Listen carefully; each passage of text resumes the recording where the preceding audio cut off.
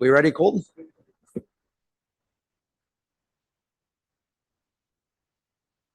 Okay, we're live, so I'll look to my clerks for roll call, please. Welcome to the November 3rd, 2025 council meeting. We'll begin with roll call of council. Mayor Clark. Present. Deputy Mayor Bell. Present. Councillor Snetch. Present. Councillor Fisher. Present. Councillor Tuyu. Present. Councillor Goff. Present. Councillor Bell. Present. Thank you. We have quorum. This meeting is being streamed live on the Township of Ramara YouTube channel. Be advised that by attending a public meeting of the Council of the Township of Ramara, you are consenting to your image, voice, and comments being recorded and will form a part of the public record. The chair, CAO, and/or clerk have the discretion and authority to terminate or interrupt the live streaming in exceptional circumstances where the content of debate is considered inappropriate to be published. Thank you.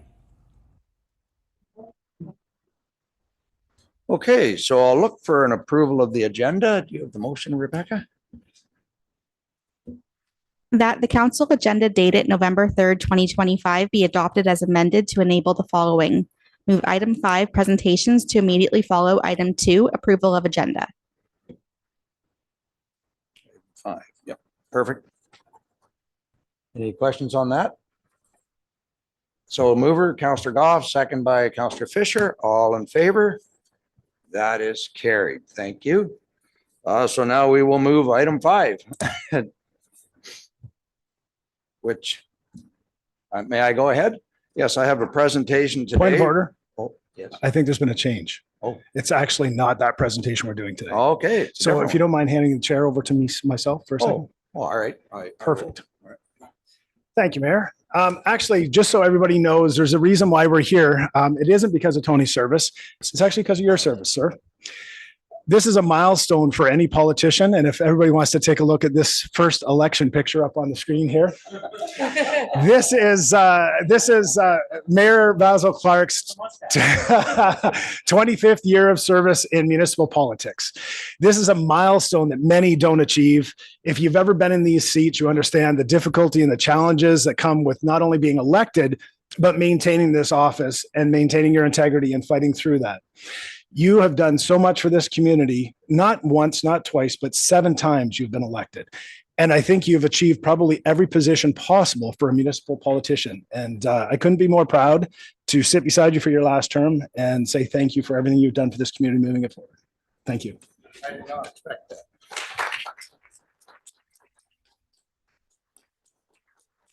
Oh.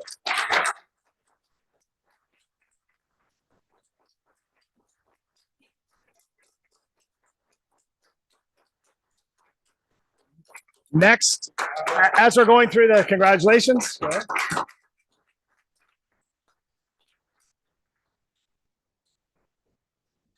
So just to sum up my my piece, I will say that I believe it was 2 times as councillor, 2 times as deputy mayor, and 2 times as mayor, and no, 3 times as mayor. 3 times, yeah. And then once as warden of county. I'm going to pass this over to Adam Chambers, our MP, to start off acknowledging from the federal level. Congratulations. Families here. Nobody. Yeah, look at all these great people. You know, they sometimes say like you can get elected by accident. Like there was that story about that woman a few years ago who was in Vegas on the night of the election and she found out she got elected. But to get reelected is, you know, a testament to the service and your commitment to the area. And to be elected 7 times is downright impressive. That's like dynasty level commitment of public service. So I think it's just incredible to have someone who's committed to the community, and not just the community, but now as warden to our entire area. So the contributions that you've made, Basil, over your career to the community is it's inspiring as a fellow politician to see somebody who's been in the business for a quarter century is very impressive. And as I say, it's leadership and qualities and a commitment to making the place better and your community better. We are so thankful that you've done this. So on behalf of myself and our entire, Simcoe North, broader family in the region, I just want to say thank you for your service. We have a certificate here, of course, and a little present. Might use eventually, but I just want to say it's you give up a lot to do these jobs over time, of course, as the individual. But I see some of Basil's family here, and Carrie, the sacrifices that your family makes to allow, your partner and your husband to contribute to the community is also your service and your sacrifices as well. So thank you very much. And Basil, thank you just once again. I did not expect this. I did not know this was coming. Thank you for my family being here. I couldn't have done this without my family's support, even through the elections, helping me. And of course, Carrie calming me down every night on those stressful meetings. I've enjoyed it. I've enjoyed working with this council and every council before it. I got to serve with Dave's dad, which is unusual to actually sit with two of the same family. I can't believe 25 years have gone by. I really can't. It's pretty near half of my adult life, even though I did turn that dreaded 60 the other day. I look back and this has been a big part of my life, and I've really enjoyed working for the people of Ramara. So thank you guys. Again, I did not expect this, but I'm going to want my family up here for a Thanks, photo. Basil. Yeah, And I have one more presentation though. Jill could not make it, but Jacqueline is here to present on behalf of the province. So I'd like to invite her up too to say a few words. And I'm right here. Oh, you're right. So this is one of the nice events I get to be here on behalf of MPP Dunlop, because we work so closely together. She regrets not being able to be here today. She's at Queen's Park from Monday to Thursday, but I'm going to not be as gracious as Adam has been, but I have some remarks for to deliver. Good morning, everyone. I'm honored to be here today on behalf of Jill Dunlop, MPP for Simcoe North, to celebrate and congratulate Mayor Clark on an incredible milestone, 25 years of dedication and service to the people of the Simcoe County and Township of Ramara. Mayor Clark's commitment over the past quarter century has had a long-lasting impact on this region. Your leadership, Mayor Clark, has helped guide Ramara, Simcoe County, through growth, change, and challenge, always with a focus on strengthening communities, supporting local families, and ensuring our region continues to thrive. Through your years of public service, you have demonstrated the true meaning of dedication to community, working tirelessly to make life better for residents and to build a stronger, more connected Simcoe County. On behalf of the MPP Jill Dunlop and the province of Ontario, congratulations on this remarkable achievement. Thank you, Mayor Clark, for your leadership, vision, and steadfast commitment to public service. We wish you continued success and fulfillment in your years ahead. Thank you. And I also have, as well, a scroll from Minister Flatt, Mr. Robert Flatt. So he has said, on behalf of the government of Ontario, thank you for your outstanding work in helping and building strong communities in Ontario. Congratulations and best wishes for the future, Robert Flatt. That's excellent. And there's a pin as well. We'll see if you're still happy with me after tomorrow. That's great. It's a good day, though. And I did forget one more. Our MPP Saunderson is also with us via I think he's online, and he's going to have a video for us.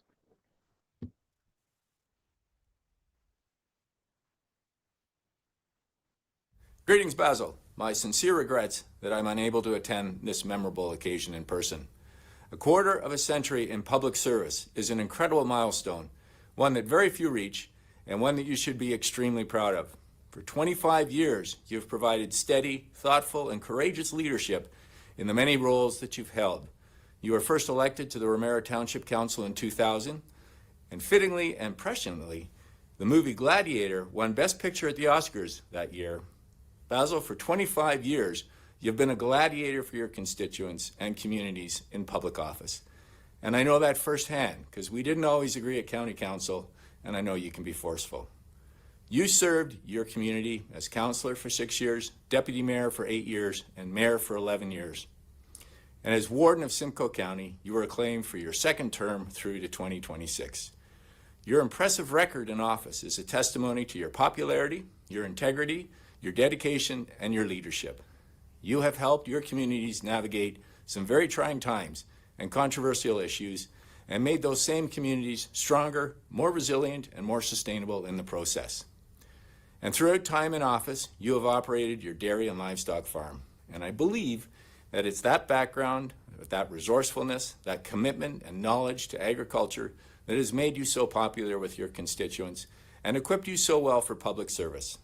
Basil, to you, your wife Carrie, your adult children, and now your grandchildren, I want to congratulate you, I want to thank you, and I wish you many years of continued success and service. We are all better off thanks to your leadership and dedication, Basil. Excellent. I think it's appropriate now, before I hand the chair back, we take a break for recess for cake. Does that sound good? And some pictures. Obviously, we need some pictures with everybody for you. I will always eat cake. All right. Do I need a motion to recess? Okay, so we put that on the floor. Mover and seconder. Councillor Goff, seconded by Councillor Snutch. All in favor? We'll recess for 15 minutes until 9:50.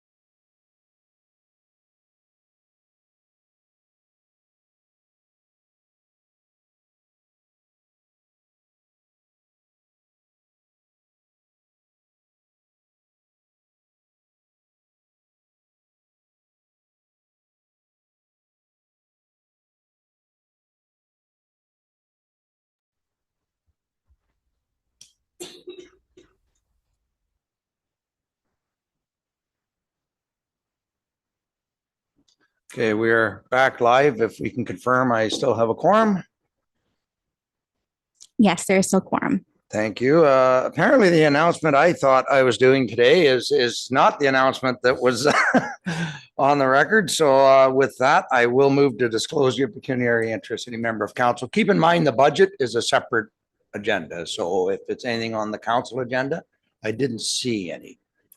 So I do have the actual regular announcements now. I have Veterans Week. November is a significant month for remembrance as we come together to honor those that have served and continue to serve in the Canadian Armed Forces. Every year, Canadians observe Veterans Week from November 5th to November 11th, which includes Indigenous Veterans Day on November 8th and Remembrance Day on November the 11th. And as a reminder, the Brechin-Mara Legion will host Remembrance Day service to honor our veterans on November 11th. The service is indoors. Please arrive by 10:30. And please, everybody, take the time to purchase a poppy and support our veterans. Brechin Buildings, I want to invite everyone to have their say on the future of St. Andrews Hall and the former Standard Bank. Residents, businesses, organizations can share their ideas by completing an online survey. Paper copies are also available at the Ramara Center and the Township Administration Building right here. We'll be hosting 2 open house sessions on Tuesday, November the 18th at the Ramara Center from 3:30 till 5 p.m. and another from 6 till 7:30 p.m. where community members can learn more and provide feedback in person. Your feedback will help council better understand the community priorities and inform the next steps. For full details and links to the survey, please come to ramara.ca/building Brechin. And recycling changes. Starting January 1st, 2026, residential recycling collection in Simcoe County will no longer be managed by the County of Simcoe. Recycling will be managed by Circular Materials. This is part of the province-wide transition that shifts responsibility for the collection and processing of blue box materials to the producers of the recyclable product. So we will have still an answer service at Simcoe County when you call, but you will be provided a number to call the province of Ontario. This was not a county decision. This was a decision of the provincial government as they take over recycling across the province. To learn more, visit simcoe.ca/recycling change. And it's CO2 awareness? This week is the number, CO awareness. November 1st to 7th, 2025 is CO awareness week. Carbon monoxide is a gas known as a silent and invisible killer because we can't see it, smell it, or taste it. If your home contains a fuel burning appliance, which mine does, fireplace, or as a detached garage, a CO alarm is required, which I have. Keep your family safe. Install the CSA approved CO alarms outside all sleeping areas and on every level of your home, and test your alarms regularly. And it's a good time of year when you're testing those, test them all. So is there any other announcements, members of council? Yes, Councillor Deputy Mayor, I'll go to first. Okay. I just wanted to mention I was at the Witches Brouhaha that was held at Joyland Beach, and that was a fundraiser. Half of the money was going to Joyland Beach and the other half was going to the Brechin Legion. It was sold out. It was a fantastic event, and I got a chance at being a model for the first time. So that was fun. That's all.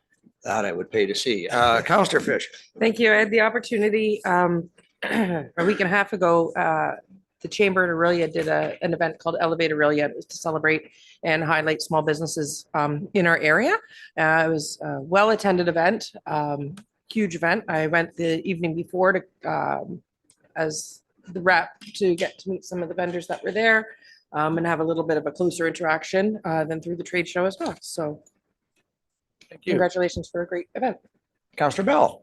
Thank you. I just wanted to give a shout out actually to our local businesses as well. So weekend before last, there were 3 local markets that happened at Bayshore Village. So there was a makers market there. So we had a ton of local artists together.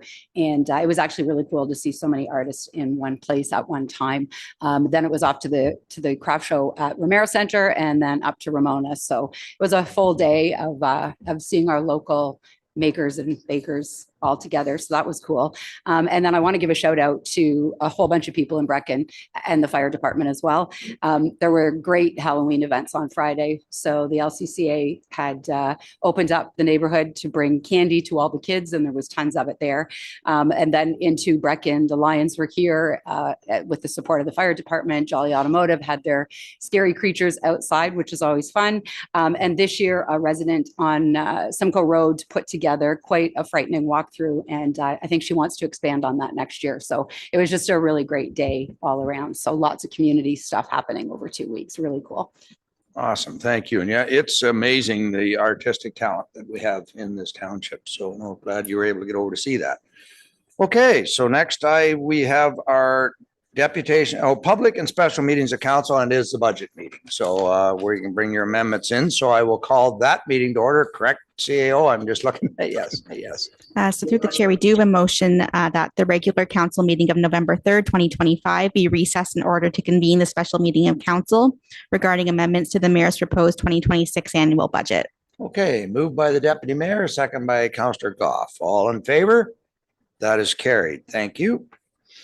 So we will call the budget meeting to order. Again, I don't think I need a roll call. We're all still here, so I'll look to adopt the agenda. That the special meeting of council regarding amendments to the mayor's proposed 2026 annual budget agenda dated November 3rd, 2025 be adopted as presented. On the motion, moved by Councillor Goff, second by Councillor Tuyu. Questions? All in favor? That is carried. Thank you.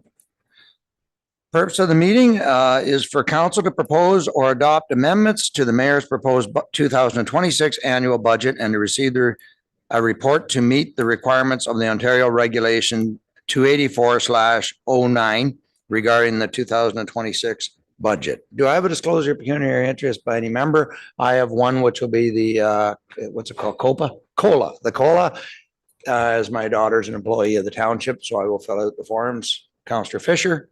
I have one for part of that item as well, 7.1, in one of the reports for the same reason. I have a family member who's a firefighter. Councillor Goff. I have a perceived conflict because a member of my family is. Okay, so we have two conflicts and a perceived conflict. So with that, we will leave the room if there's any discussion on the COLA at that time. As far as any other disclosures, not seeing any. So open forum, and I do have two today. I have Jen Mueller that I believe is going to speak on the budget. And I also, is she online? Because I don't have her here. Through you, Mr. Chair, we've received a call that she's ill and will not be attending. Okay, so unfortunately, but Michael O'Brien, come on up again, Mike. You have some suggestions for council, so go ahead, sir. Oh, just a couple of, I guess, things to, I hope you comment on as you go through the meeting. You sent out a supplemental that had a pie chart of the revenue. And I guess I saw something in there, the proceeds from long-term debt. Took me a while to understand, maybe not everyone does. Is that the money that you can comment on it later. Is that the money that you're borrowing to do the wastewater fields at Bayshore? Is that why? Because otherwise I'm wondering what the 27% of your revenue is if it's not that. I'm guessing it is, but anyway. And the other question on that page I had was that the pits and quarries show us 1%. And I don't understand, do pits and quarries not pay taxation like everybody else does on a mill rate based on their assessed value? And this is something that comes in different because it just seems like a low number compared to what the impact on the community is. So, and then the other question I had was related to the, let me just find the right page. When I look at the original presentation, you talk about money, about 900,000 of reserves is going into waste and wastewater. They don't have separate versions because we don't have separate budgets, I understand, for those areas, but which would mean that they can't have separate reserves. But you also say somewhere else that 800,000 or 880,000 is being invested in the reserves by a tax increase.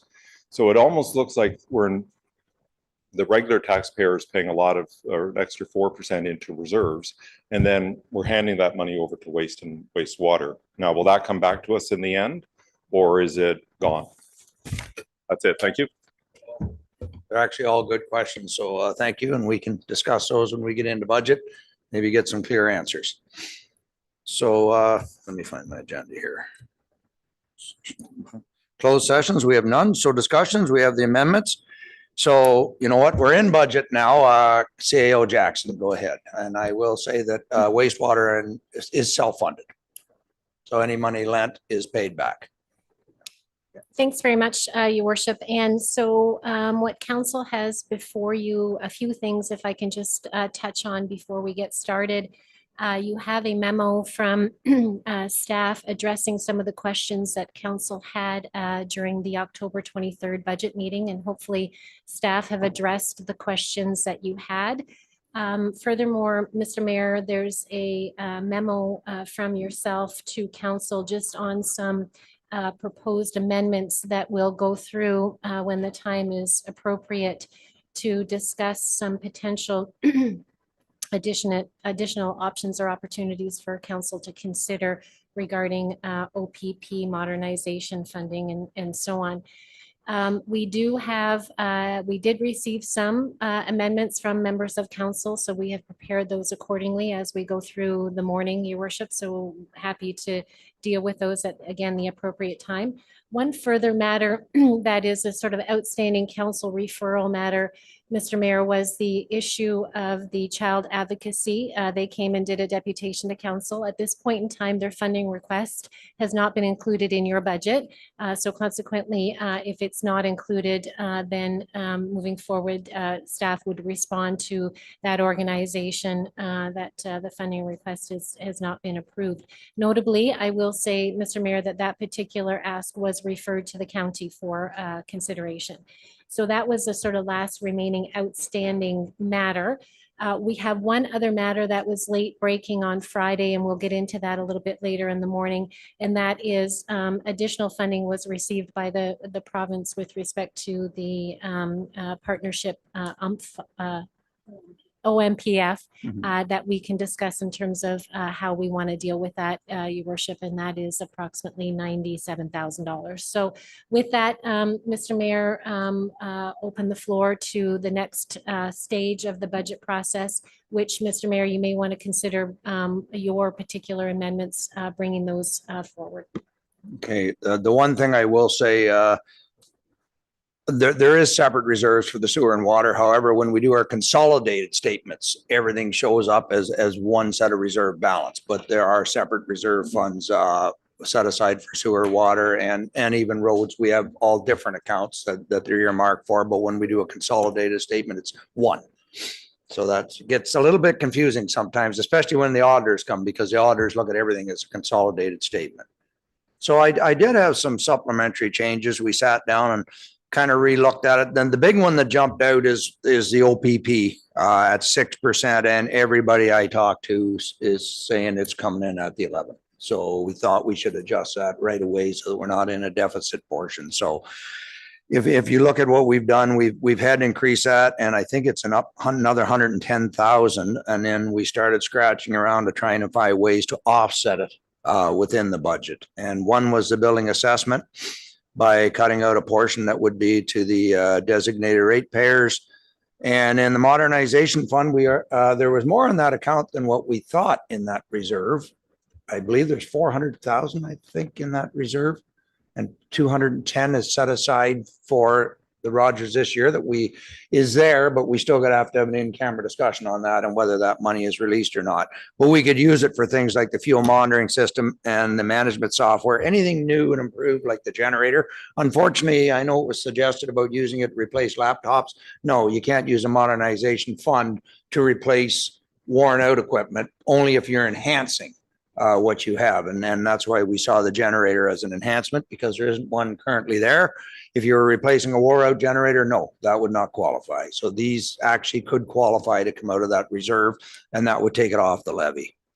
So with the changes I proposed, it would come in at about a 5.2% is what the increase would be. When you divvy all that up, it's a reduction of about 117,900. I should say, when we started the budget, it was just over 7%. when we sat down with staff. So there were a lot of changes that I'd already put in, taking out prior to the budget being presented to council. So, you know, if you're looking for that easy win, that's why it's not there. I already took it out, as you might say. And that's why, and I based that on what I thought council would support. It wasn't just what I wanted. I'm thinking, you know what? I don't think council wants to support something like that, or I don't think, and I tried to base those decisions on you folks and what I thought you felt around the table, which is why I know it's such a tough budget for anybody to find changes. So any discussion on what I proposed, I'd entertain, but it would still require a motion to be changed. Councillor Goff. This is not what you've basically said, but with the county budget being a little bit higher than what, how is that going to affect our budget numbers? I will go to Minot. County's at 4, I think, right now. Yeah. So I don't believe the county confirmed the increase, but we're using 3.5 as an estimate increase. So with the mayor's amendments, it would bring the blended tax rate increase at 4% instead of 4.4 from the previous version. Well, one thing I should add too, the deputation we had here on the children, I'm sorry, the name escapes me, Gail. Child advocacy. We did get that. It was well received at county council. So I would be very, very surprised if county council does not support it for the entire region. And, you know, talking with the staff at council, that's where they thought it should actually be. That's something that should be reasonably supported as opposed to each individual municipality. So I would be comfortable leaving them out of the budget at this time because I fully believe that county is going to support that on behalf of all the municipalities. Okay, Councillor Bell. Thank you. I have a question, actually. The reduction of 34.4 and reassigning it to water sewer. We pay Aqua already quite a handsome sum, and Aqua already does do an asset management plan for those facilities. So I don't know why we're doing another look at those facilities when Aqua's already doing it. And if Aqua's not doing it, then we need to reduce what we're paying Aqua, I would suggest. So my amendment would actually just be to reduce that, but I'm not sure that I even want to support the facilities tour yet. So I'm going to hold off on the amendment aspect, but I would like to understand why we would want to assign $34,000 more toward water sewer. General Manager, go ahead. Through you, Mr. Chair. So Aqua does assist with the preparation of the asset management plan. However, we still need the inputs to go into that, including a building condition assessment. Aqua has completed some building condition assessments, of which they are looking into and will be removed from this. We will not duplicate the work. However, this is our plan for the next year. So these numbers represent the total number of assets that we have as structures and buildings for within our asset database, and anything that is the duplicated by Aqua will be removed, and the end cost will be allocated based on what's actually completed, not necessarily based on this proposal here. So based on our total number of assets in our database, tax has 57% of them, water is 17%, and wastewater is 26%. And that's the breakdown on those structures. But again, we'll review that as we get closer to actually completing that work, if this project is approved, and then we'll go from there. Right, and based on the work done in each one is how the billing would be separated. This is just a rounded off number for budget purposes, correct? Through you, Mr. Mayor. Yes, that's correct. Thank you. Any other questions on? I guess just the supplemental, there have already been numerous studies done on the facilities. When I go through the Civic Web, I can find multiple documents that talk about these buildings and the future of these buildings. So I guess I understand that we need an updated facilities tour, but at the same time, with Aqua already doing the work and with all of these reports having been done numerous times, I am fearful to do another report, to shelve it, and then find us doing this again in 3 or 4 years. So that's really where my concern is coming from. So I would like to see, a list of where it's nearly impossible to find all the documents. It's kind of like a needle in a haystack, right? Because unless you know the name of it, and it depends how somebody filed it each time. So sometimes it's a name, sometimes it's a number. But I would like to see all these documents that have already been completed and be able to know really what is the status of the buildings before we move forward. So on this one, but all the buildings. So I know you said that some of them may be out of date, but I feel like we need to see those studies and know what's out of date and what isn't really before we can move forward. Are you proposing not doing the sewer and water buildings at all, or you're actually not really in favor of doing any of them, I think anyways, correct? Well, I'm in favor of doing it if it's needed, but the problem is right now there have been so many done and I don't know what years or what. I can find some of the documents and some of them don't date that far back, just before this term. So they can't be that out of date. And I'm not sure why we're jumping in without making sure what documents we have available now that tell us all these things. So I'll listen as we go through, but my amendment may be that I don't want to do this facilities tour without a good historical on where we already are. We need to see it as council. I mean, not going ourselves and trying to dig it out of the system. Okay, it's part of what I've got here. Dave, do you want to talk on the facilities portion? Yeah, on the facilities, the last one that was done was called a space study, believe it or not. And I sent it to Gail.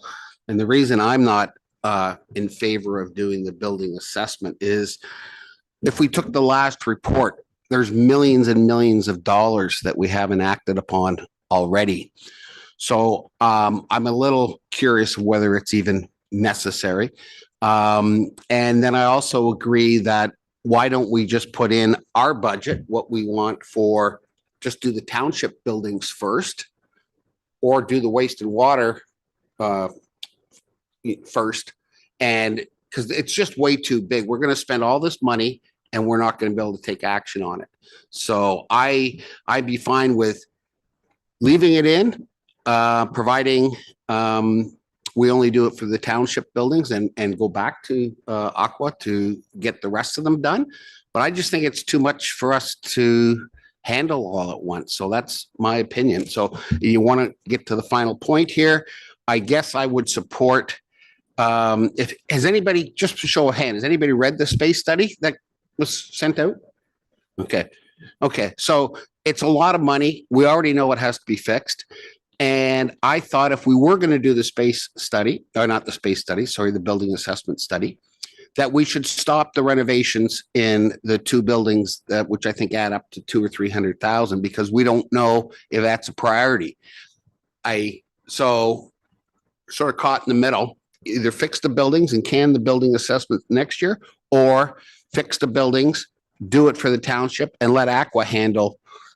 So is there things in the building assessment that the Aqua people wouldn't be able to do that the building assessment person would be able to do? Laura. Through you, Mr. Chair. So to that question specifically, yes, they are different functions. What we are proposing is that these building condition assessments would be done to the Uniformat 2, which is a standardized methodology to make sure that any of the industry people that come in to look at a facility, they're looking at all of those same components to the same level of detail. Generally speaking, my understanding is that I don't know that Aqua has done those full building condition assessments. Again, Aqua's primary function is to be our operating authority and not necessarily the building maintainer. That is the township's responsibility. So our facility staff still go in and make repairs to things like lighting and thermostats and HVAC things along those lines. So it is one of those pieces that we do work with them very coordinated to make sure that our efforts aren't duplicated. So again, if they've had a full building condition assessment done to the Uniformat 2, then great, we're going to consider that done and relevant. If it hasn't been done to that format, that's where we want to start off again so that we can build that standard across the township and move forward with it. And I guess everyone's aware that the last space study we took no action on. Correct. Okay. Thank you. I have nothing else to add. I'll go to the deputy mayor, then I'll come back to you, Councillor Bell. Go ahead. Great. I guess I just was concerned. We always talk about being shovel ready for grants. And I think that's the concern that we have, are that these studies that we've done are outdated or they're not current. We won't be shovel ready for a grant next year if something comes up for repair and modifying buildings. I would much rather, I think, do the study, understand where we stand today and start to make a 10-year plan on making these things and bringing these things up to code and taking out any of the repairs we're doing this year until we know for sure what all has to be done. And that's where I sit. So can you repeat the last? He's saying taking everything out this year that we were going to repair until we get the Find studies out an done. understanding of where our buildings are at. Yeah, I really do think, or put it on hold or put a portion of it aside in reserves for now, knowing that this work has to be done. But I do think that we need a better understanding of where all of our buildings stand so that we are shovel ready, because too many times we've gone for grants and we're way ahead of it. We're not ready.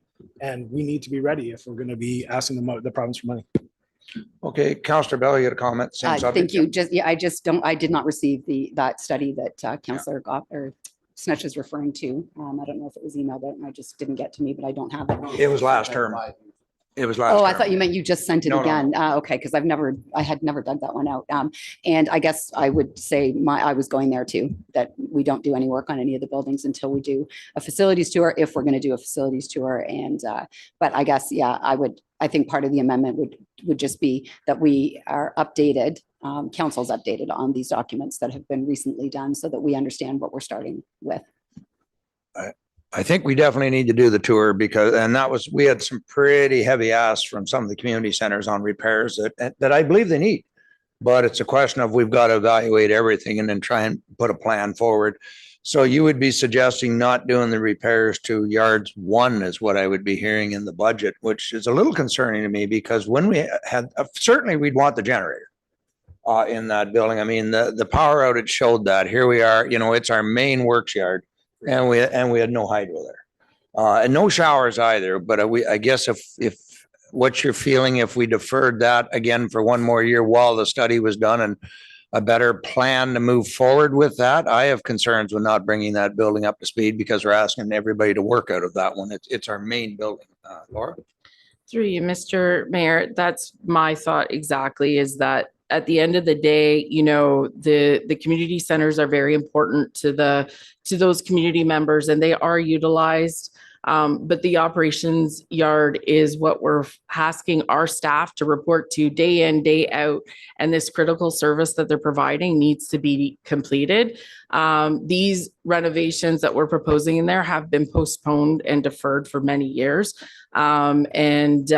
Including having no potable water available for the staff to even wash their hands or fill their water bottles. These are things that at a base level, I believe we can move forward with regardless of the building condition assessment. I am confident that those are going to be recommendations that are going to come forward out of that review, and we don't necessarily need that. And again, I think it's important for us to recognize the fact that we have our frontline staff reporting to this building every day, and we want to make sure the conditions that they're working in are acceptable. Councillor Fisher. Oh, lots of hands here. Yep. So that study, I'm just trying to remember because I was there as an observer, not as a member of council. I believe, and maybe some of the members of council who were on council at that time when that study came in, that I believe council was disappointed with the way that study occurred and how well it was done, and that was missing a bunch of information. And this is just me playing devil's advocate for a hot minute. Year after year, we defer projects because we want more information. And halfway through the year, at least for me, I'm scratching my head like, oh, if we only just had one document kind of as a starting point to create a work plan. And I think this is what staff is asking for with this building assessment, is to say, okay, fresh start, fresh notepad. This is what we need to do. So now we can create a work plan and prioritize. I agree with Laura that we shouldn't be deferring things when it affects the safety of our staff.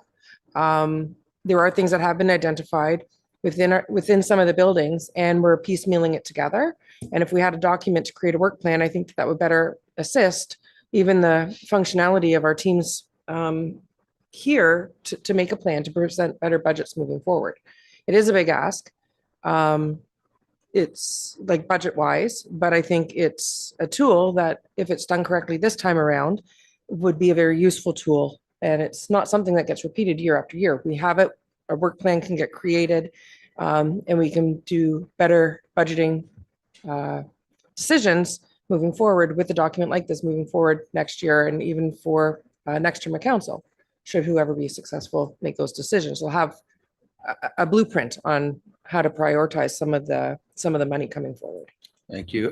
Through you, Laura, but are you hoping a 10-year budget? I mean, we don't know until the study's back. I mean, if it's millions of dollars, it'll end up being a 20-year plan. But when you're looking at the lifespan of buildings, you can't have a roof leaking for 20 years either. So it'd be much like a roads needs study.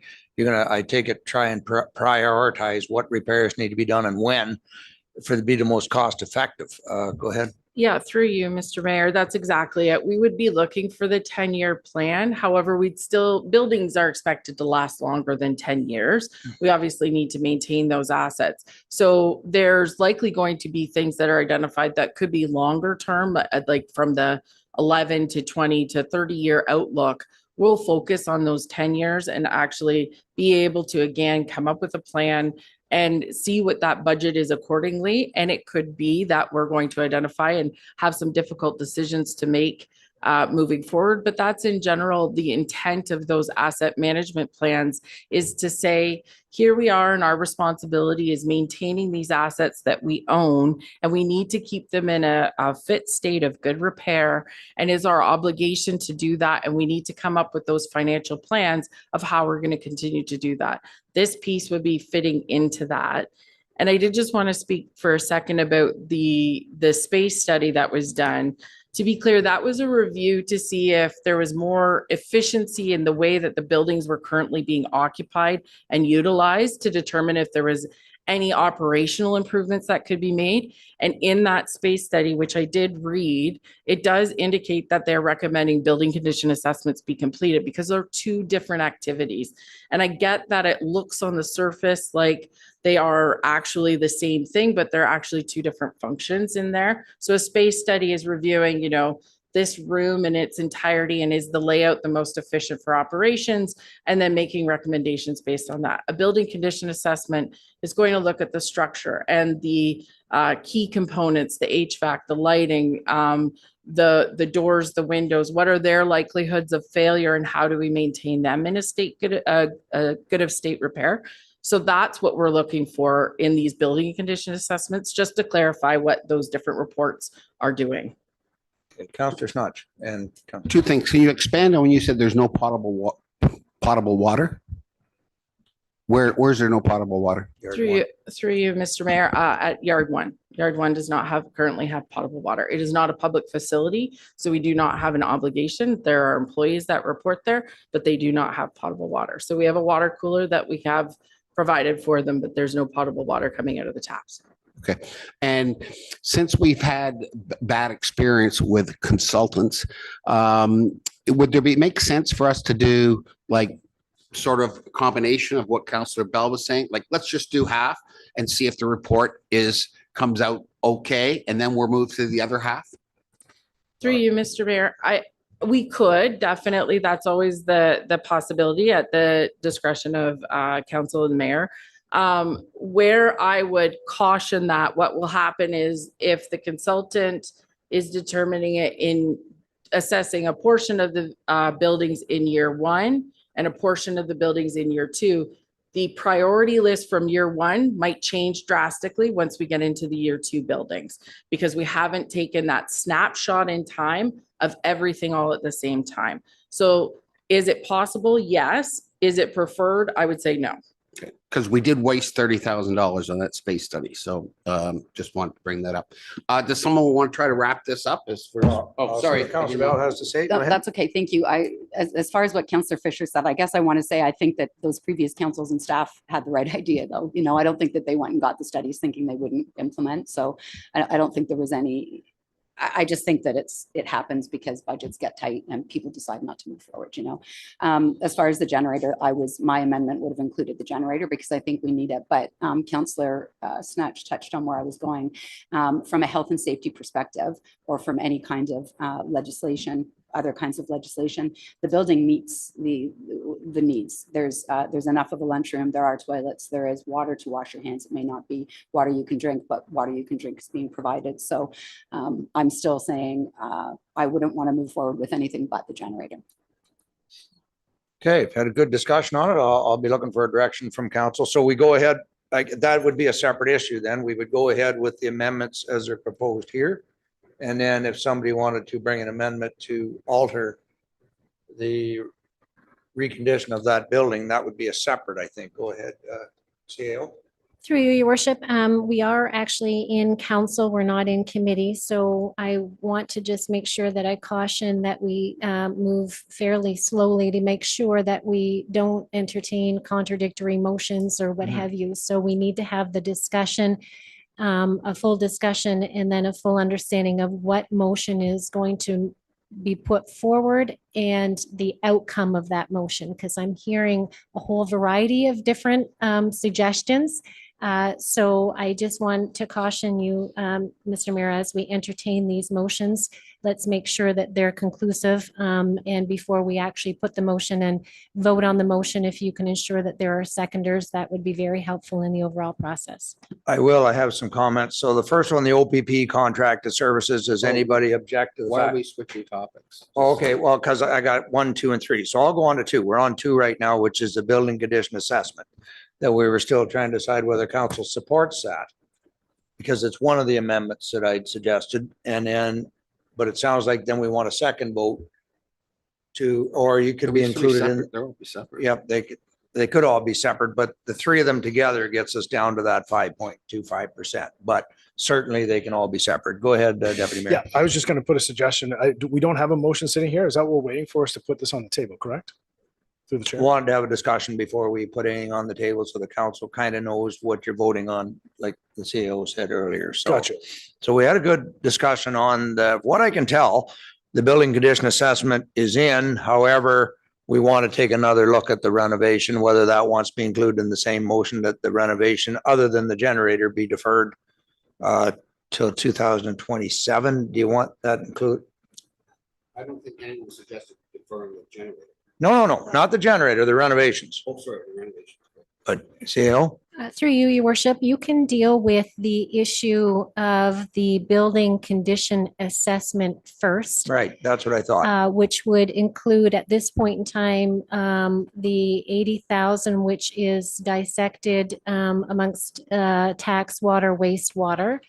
To the general manager's point, and to the points that were raised earlier, this is something that has been recommended in the past and is recommended by staff to better understand. It is a sort of prudent action to fully understand the assets that you have, to ensure you understand your liabilities, to ensure that you have shovel-ready projects if and when there's ever a grant opportunity.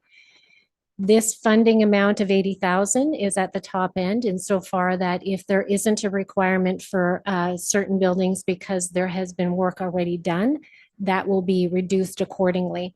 So with that, Mr. Mayor, you certainly could entertain a motion to deal with the building assessment project as one motion, and then determining from there if a member then wants to introduce a motion to defer any actual projects, we can entertain that at that point in time. I guess for clarification for council, the 80,000 is in the budget. It's already there. The suggestion here is 34 of it thousand be removed over to the sewer and water side. That's the actual suggestion that I had for in front of us. But it sounds like we've got no motion coming to remove the 80,000. But I know Councillor Bell, you have objections to the 34,000 being pulled out at this time, correct? I think the only thing I would say is if the motion's carried so that the 34 is it's put to reserve, if that's what we need to do or whatever, until we know that we need to do it, because until we can see all the documents and all of Aqua's updated plans and know whether it's necessary, I wouldn't want to budget for it if we don't need to budget for it, you know? So I think, yeah, if we separate it into two motions and one is for the balance of the buildings and then the water and wastewater buildings, you know, I'd rather see it as either not done at all or it's put in reserve and done if needed, and it just is returned to reserves if it's not used, because I just don't know that it's needed on those buildings. Okay, Deputy Mayor, then I'm gonna start putting Yeah, a for direction sure. to this. Through the chair. The only concern I have with that is that over the past years, we've had situations where we've put off things that had to be repaired at those buildings and in the system itself.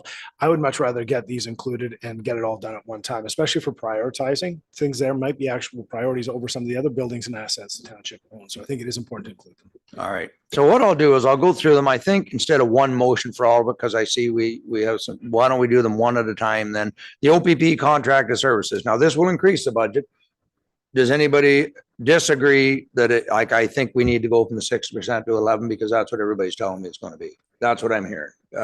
Councilor. So why wouldn't you take that extra 5% out of the reserve for the OPP reserve that's already there? Because then you would start next year 5% behind. So now you would have to not only make up that 5%, you'd have to make another 11. From what I'm understanding, it's going to be 11% for the next, I think, phased in 3 years, 11%, 11%, 11%. So, okay, recording stopped. If you take 5% now out of the reserve to cover it, next year, you're going to be 5%. You've used your reserve. You're going to have to not only make up that 5%, but another 11% on top of it. You're just kicking the can down the road on the next council. So again, I would not be comfortable doing that if we know what the bill is.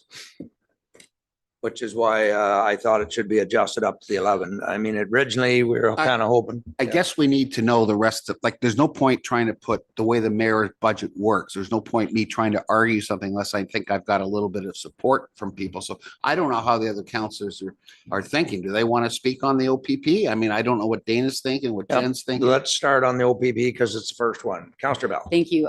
I actually agree with you, Mayor. I'm worried about where policing is going and the intervention that is preventing municipalities from being able to do certain things.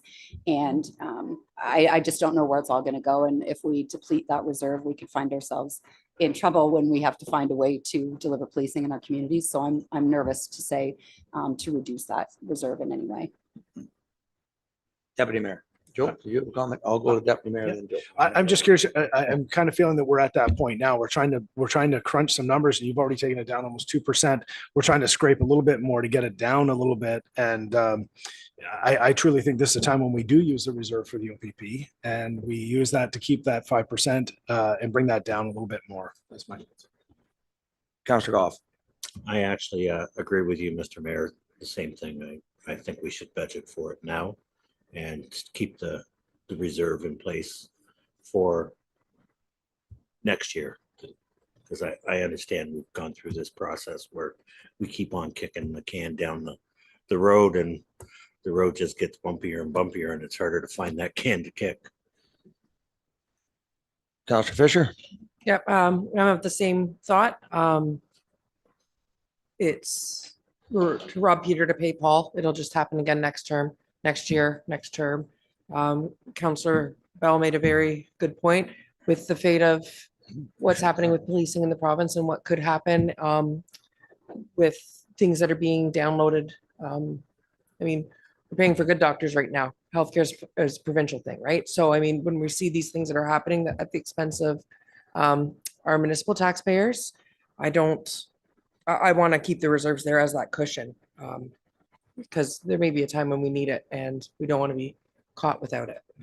Councilor Toogood, any comments on the OPP? Just agreeing with what you were saying, your worship, pay now or pay later, rather. Keep in mind if number 3 of that same report, I'm going to pull 2 out because I think it's controversial. We'll do a separate vote on it if that's okay. It's a difference of about 34,000 is what I'm proposing here. So if we voted on 1 and 3, they balance very closely. In fact, it would still be a slight reduction, correct? Through you, your worship, that is correct. We do have them set up as separate motions though, just so you're aware. And if you're wanting us to blend, then we can do so. But at this point in time, we do have them as separate. Right. And so if we were to adjust the 3 projects identified under item number 3, that would represent a approximately $175,000. So right. To the positive in terms of the levy. But I'm going to separate them because we're having quite a discussion on them. Let's do them all as separate motions, I think. I was just going to say, for me, I'm not going to argue the 34,000 at this point. I'm listening to staff and I'm hearing Ms. Pye say she will be separating out anything that's not needed. So for me, I don't need you to separate it for that. Okay. That's all I was going to say. So any other comments on the OPP? Dave? Can we split it? Can we take a little bit out of the reserves? And that's the last thing I'll say. Not seeing the support for that. So no. So then if everybody's fine with you, we could do it as, why don't we do them as separate motions? I think it'd be easier. I Go ahead, think- Rebecca. If I can, your worship, that would be great. Staff will put the motion on the floor to represent the 11% increase for OPP. So just bear with us while we put that on the screen so members of council can see what the motion looks like.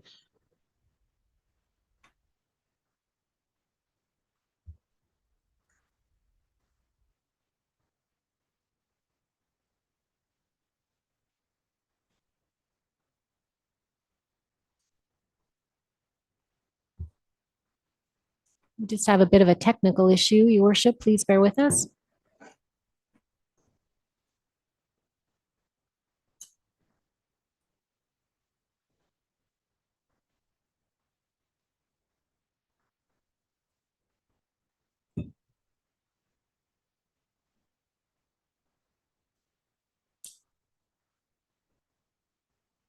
Through the chair, while we're dealing with the technical issues to get it on the screen, I can read the motion that we have prepared.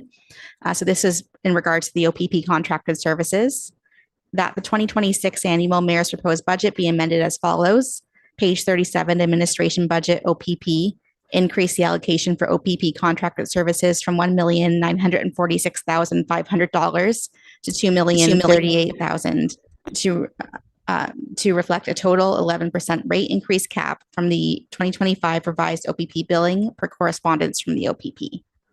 Moved by Councillor Goff, second by Councillor Fisher. All in favor? No, that is carried. The next one is the building condition assessment capital project, and that was, it's already in the budget. We'd just be moving $34,400 in the budget to the designated ratepayers budget, sewer and water. Moved by Councillor Snutcher, no, or you don't? No, I thought we were going to, we were having discussions about, besides for the generator and any health and safety issues, we're going to hold that construction to those renovations Well, until. that would be a separate motion that somebody would have to enter after the fact. So we're going to do the study, but then we'd need a motion from the floor to hold the renovations until 2027. Aside. But it's sort of an either or, right? So what I'm saying is either go ahead with the renovations and don't do the assessment, Yeah. or do the assessment and wait for the results to come in. It's so you can't really vote on one and then vote on the other, but. You'd like to vote on the other. Unless order, there's, so- and I mean, if everybody wants to give their comments, maybe there's no point me trying to push this forward anymore. I see your concern, Dave. So again, we're looking for comments on pulling the yard one renovations out with the exception of the generator. So there'd be a bit of electrical work required for the generator. Councillor Fisher. Procedurally, we can discuss that when we get to that. We part of the can, but budget. Dave would like a discussion on it now prior to this, because it's still, these motions are on the table. We don't have a motion for any of them yet, because I'm trying to have a discussion so that everybody's comfortable what you're voting on. This is budget, so I'm trying to be a little less Right, formal so- and have a discussion. Right, but this is whether or not we're doing the assessment. Maybe I'm wrong, but I thought that we were doing this assessment regardless. And then Oh, later we yeah. can choose whether or not we want to do the renovation or not. I guess I need clarification from the clerk, because the assessment's already in there. It's in the budget. You need a motion to remove it. However, this is just taking a portion of the assessment, 34,400, and transferring it over to, that wouldn't bar somebody from bringing a motion in later to remove it, would it? I don't think so. You're just redistributing it at this point. You are correct, your worship. So this motion can stand on its own. That would then, if passed, give staff the authority to move forward to conduct the building condition assessments.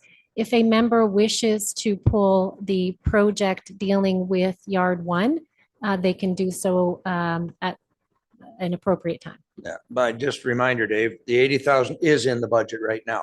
I'm just redistributing how it's Yeah, less allocated. the 34, because the. That's what this 34 motion is to agree. reallocate 34,000 of it. So Councillor Bell. Thank you. And can we just amend the motion so that it says that that we reallocate the 34 pending a review of Aqua and other documents to determine its Well, it would be a necessity. budget. If it wasn't used, it would remain, correct, Gail?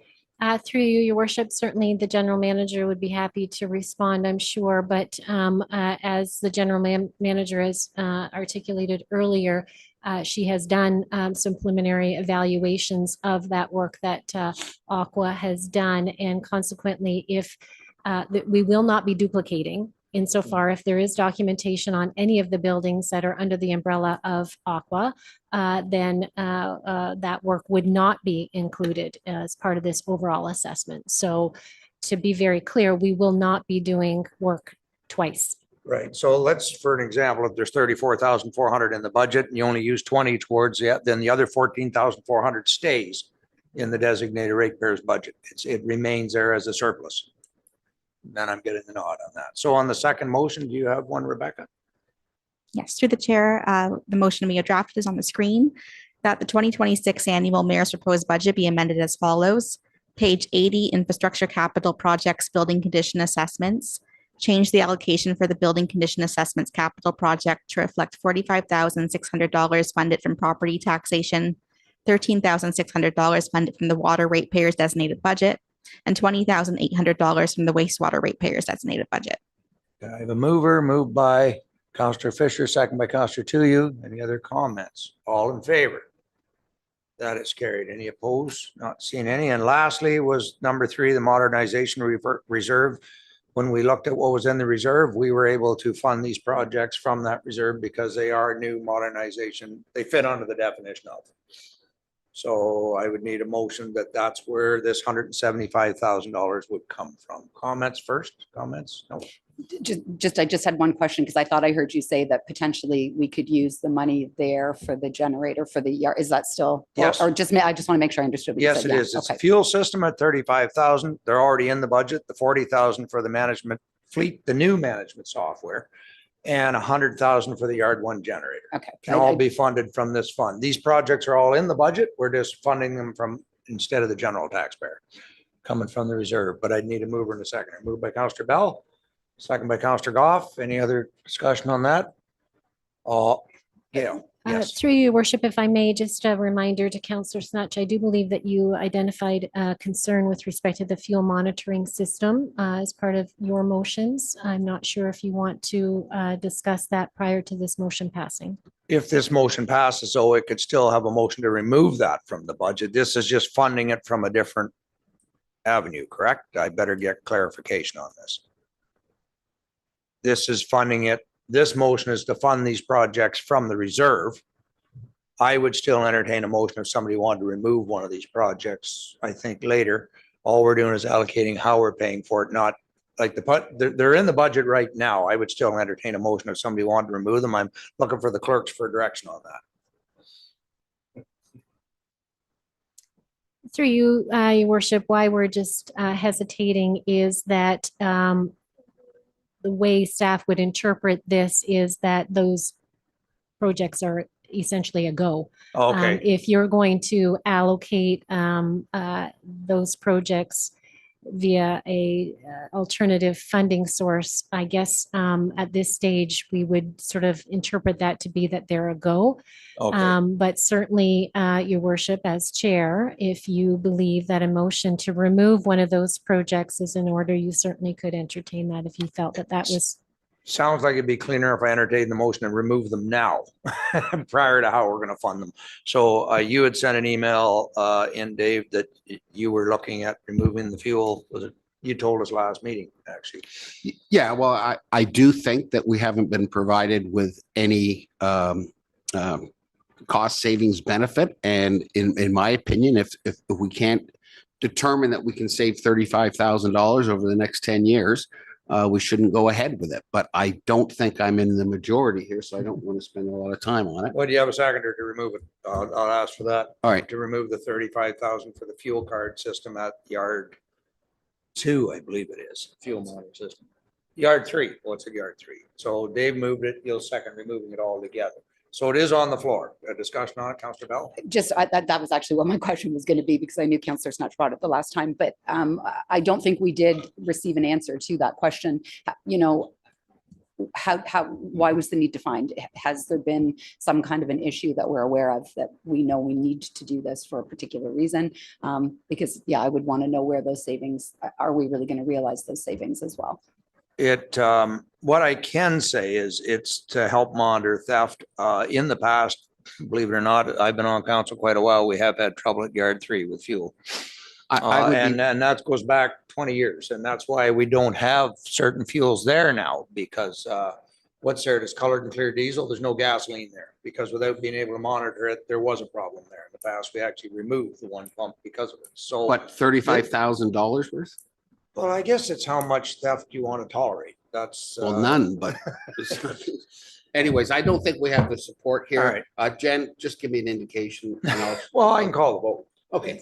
So we've had a discussion. Anything you want to add, Councilor Bell? Just, I mean, I think that we need to protect ourselves. I don't want us to be having theft occurring either. It's just, I don't know if there has been, because we really haven't had someone answer that. Like, is that a problem that we're currently facing? Through you, Mr. Mayor, I'm hopeful that we are not experiencing any theft currently, but I can't answer that question very well because we do not have this monitoring system there. And it's not just that the theft is happening potentially at the pumps themselves. It's also so we can audit our contractor who delivers the fuel, and we can verify that those quantities being delivered are also accurate. You know, there's lots of unintentional errors, and we don't have a mechanism to properly audit that currently. Okay, good discussion. So all in favor of removing it? All opposed? So it is still in the budget. So the motion now is that we would fund it and the generator, and what was the other one? The where to go? And the new management software from the modernization fund. So that would be the motion that we put on now. The fuel is in. So how are we paying for it? So through the chair, the motion we have prepared is that the 2026 annual mayor's proposed budget be amended as follows. Page 80, infrastructure capital projects, Yard 3 fuel monitoring. Change the allocation for the Yard 3 fuel monitoring capital project and property taxation to the Modernization Reserve, reflecting a $35,000 reduction to the levy funded portion of the budget. Page 80, infrastructure capital projects, fleet management software. Change the allocation for the fleet management software capital project and property taxation to the Modernization Reserve, reflecting a $40,000 reduction to the levy funded portion of the budget. And page 80, infrastructure capital projects, Yard 1 building renovations. Change the allocation for the Yard 1 building renovations capital project to reflect $100,000 funded for property taxation for lunchroom renovations and stormwater upgrades, and $100,000 funded for the Modernization Reserve for adding a generator, reflecting a $100,000 reduction to the levy funded portion of the budget. Now, before we vote on that, because I did hear you mention the renovations, then we could still entertain a motion if the renovations, the remaining 100,000 were removed? Or does that discussion need to happen now?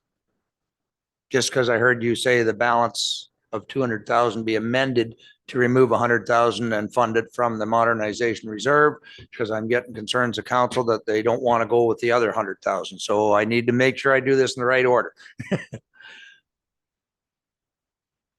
Because I think that motion's coming next. Whether it has support or not, I don't know, but I want council to be able to vote on it. Thanks very much, Your Worship, and just bear with us just for a quick moment. As indicated, we want to make sure that we don't get into contradictory motions. So what we could do to be very clear on this particular item is actually reference the specific issue, which is the generator. Just the generator. Yeah, so don't just bear talk with about the us. rest of it at all. Just pull the generator. Yeah. Yeah. One of the benefits, Your Worship, of having this on the screen is being able to alter it as we speak before you have a mover and a seconder. So just bear with us for a moment. I want to make sure you still We're have your going vote. ahead with it. Yes, but I want to make sure you can still vote on the renovation. And the way this was worded, I don't think you can do it. So we're going to fix that. That's what. Again, that's why I wanted to have a bit of a debate at the first to make sure that, because we're in council, we can't double vote on issues. So I just want to make sure that everybody gets to have their say on every individual issue here. Through you, Your Worship, if I can just ask the clerk to reread that last paragraph to reference generator. So page 80, infrastructure capital projects, Yard 1 building renovations.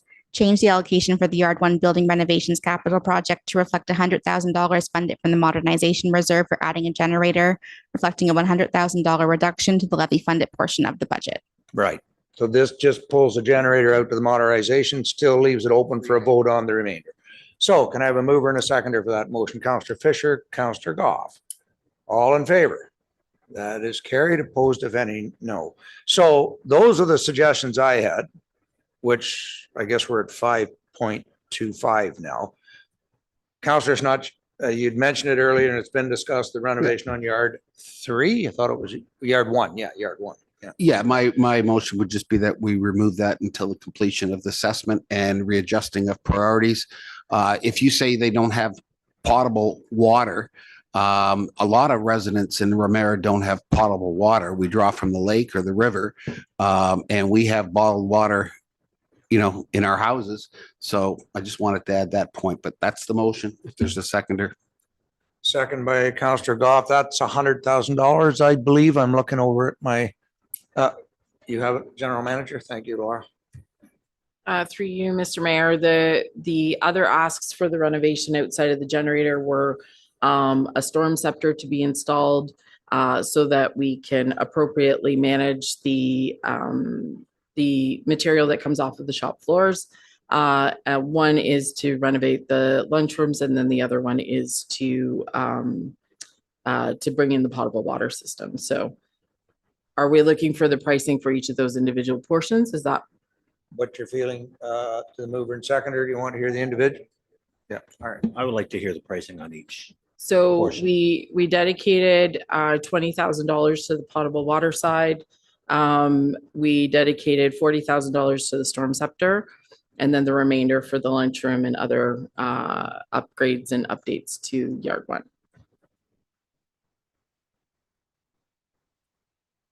There's not a drain at the front of that.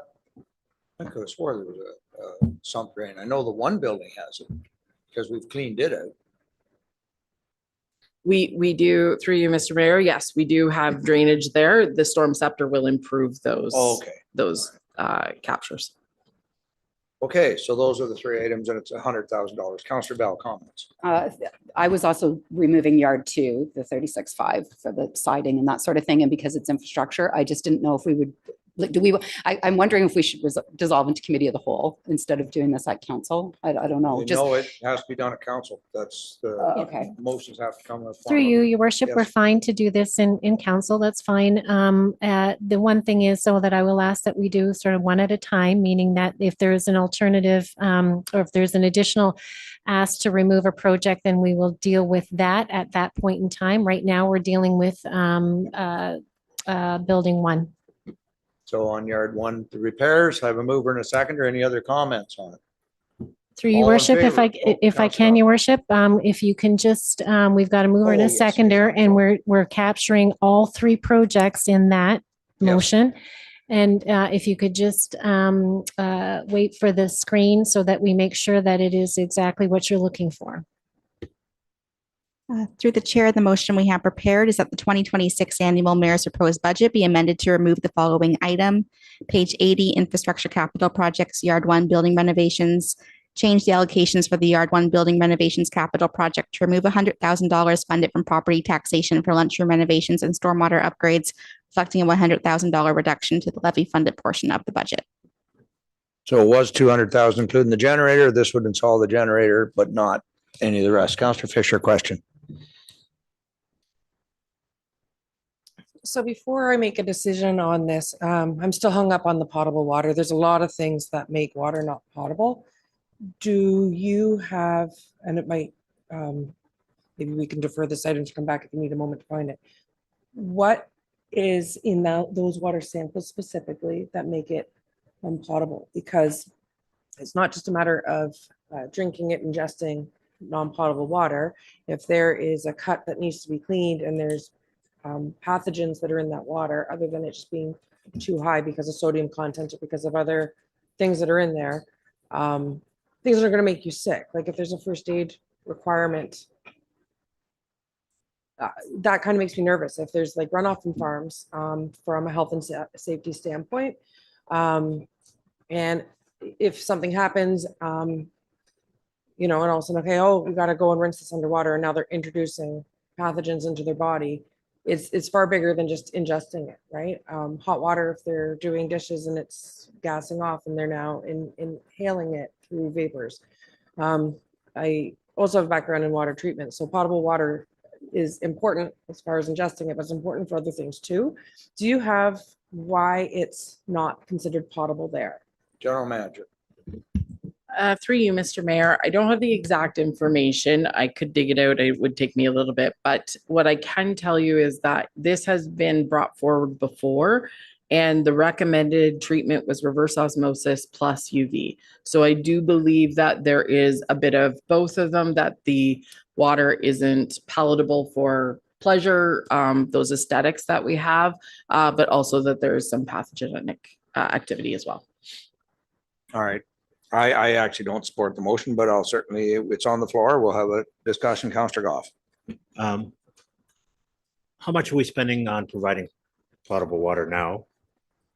And what are we just putting in a new reverse osmosis system and UV to treat the water and make that potable? That's the solution? Laura? Through you, Mr. Mayor, yes, that is correct. So overall, I'd have to look again at the numbers. I don't know off the top of my head how many jugs of water we do bring into the shop. We do have, you know, anywhere from 15 to 25 staff who report there daily, especially in the heat of the summer. And we do have bottled water available as well. So there's going to be a cost. I just don't know what that is off the top of my head. Where do we buy the water from? I believe through you, Mr. Mayor, we buy it from the water depot. And we can't use our own water? Through you, Mr. Mayor, we could. It'll now be a lot more work. We can have the jugs filled up. Again, we don't own those. And then the bottled water is for ease of taking it along with them for their jobs every day. All right. So if there's no other discussion, yes. I have another question. You said for them to take along on their jobs every day. What are you referring to?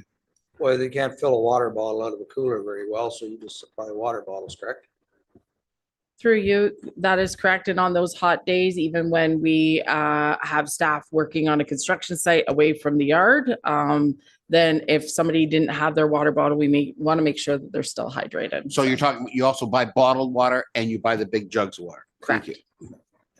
Probably always be a need for a certain amount of the bottled water when get stuck on a job site longer than you planned. All right, on that motion, mover and a seconder, we will put it up on the board and then we'll have a vote on it. Again, I don't support it after, you know, watching the ice storm and the situations the fellows were working in. I fully support renovating that space. Through the chair, we did read this motion once, but I can read it again just as a refresher. That the 2026 annual mayor's proposed budget be amended to remove the following item. Page 80, infrastructure capital projects, Yard 1 building renovations. Change the allocation for the Yard 1 building renovations capital project to remove $100,000 funded from property taxation for lunchroom renovations and stormwater upgrades, reflecting a $100,000 reduction to the levy funded portion of the budget. Okay, and I had a mover and a seconder. I think it was Goff and Snutch. So if there's no other comment, all in favor? That looks like it's carried. Opposed? That motion was carried. Thank you. So that's 100,000 removed. Any other motions to amend the budget? So we're wide open now? Wide open now, yeah. Well, that was wide open on that one, but yes. Yes. I would like to talk about the fire prevention officer and the full-time position.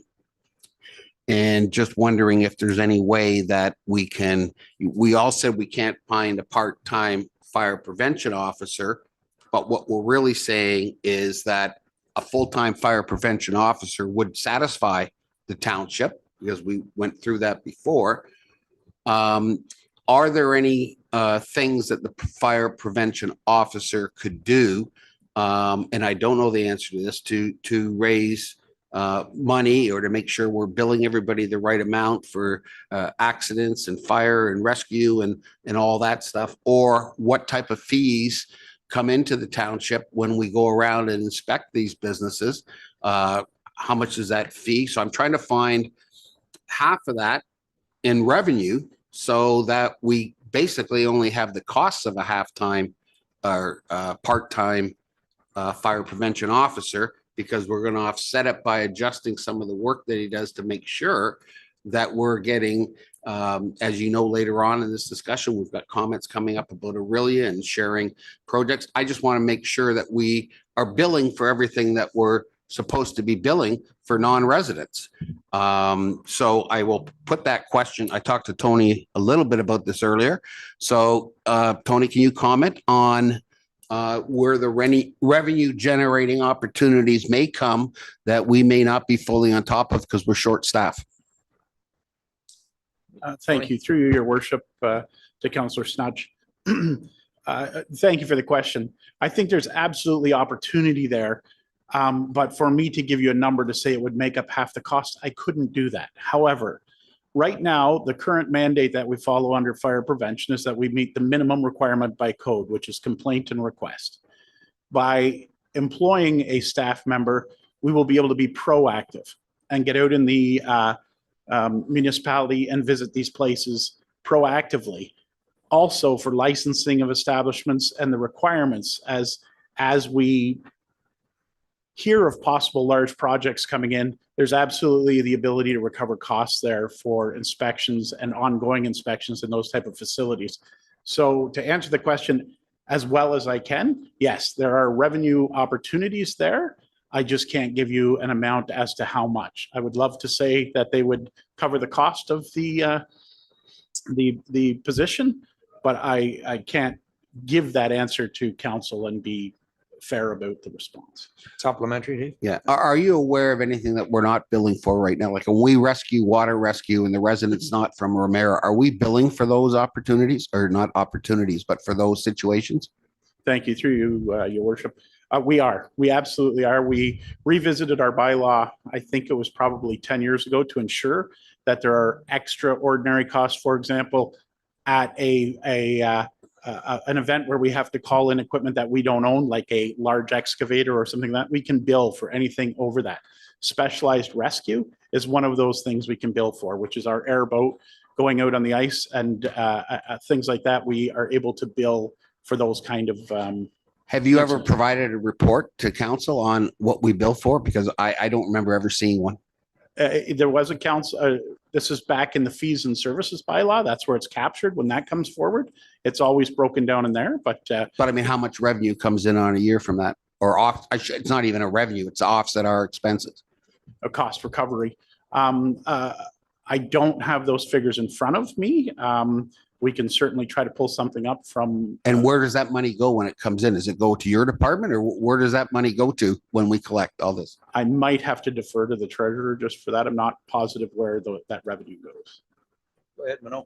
Yes, through you. Any revenues associated with fire calls are going to the fire budget? And do you have an idea how much that is a year?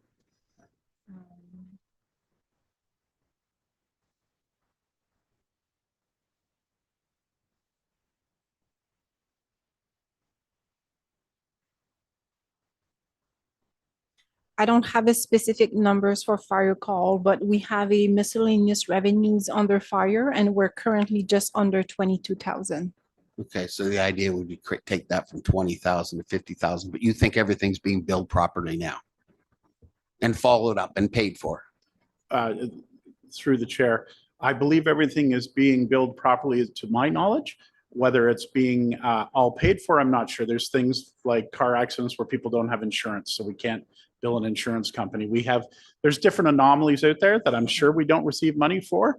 However, when we put the bills out, if it's not paid by, I guess as so much as it's a resident, it can go against their taxation.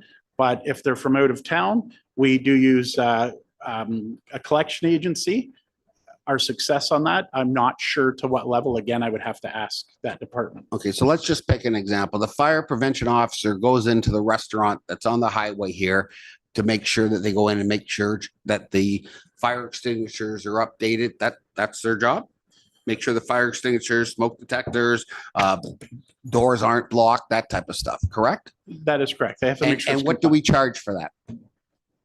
We have an hourly rate for a visit for an inspection. I wish I had that figure in front of me, but typically, I believe it's about $150 an hour for that person. I really would, I hate to quote something. So let's that I don't go with have in front of me. 150. How many inspections will this gentleman, or sorry, will this person be able to do as a full-time fire prevention officer? Do they do 5 a day? Depending on the size of the facility, if they were inspecting. I'm trying to sort of box you into revenue that we will gain by having this fire prevention officer so I can support it. Other than that, I can only support a part-time. So we'll hold that while he looks for it. I'll go to Counselor Fisher and we'll give everybody a chance here, Dave and Tony, if you want to try and wrap your head around what you think while the discussion's going on, and see if you can get Dave an answer. Counselor Fisher. Some of the other responsibilities from the fire prevention officer would be when we have SDR applications coming in, so they would make sure that these applications for these licenses, that they would fit all the fire. Would that be their job then? So it wouldn't be you or one of your deputy chiefs going into doing the inspections and the SDR licensing? Through the chair. Absolutely.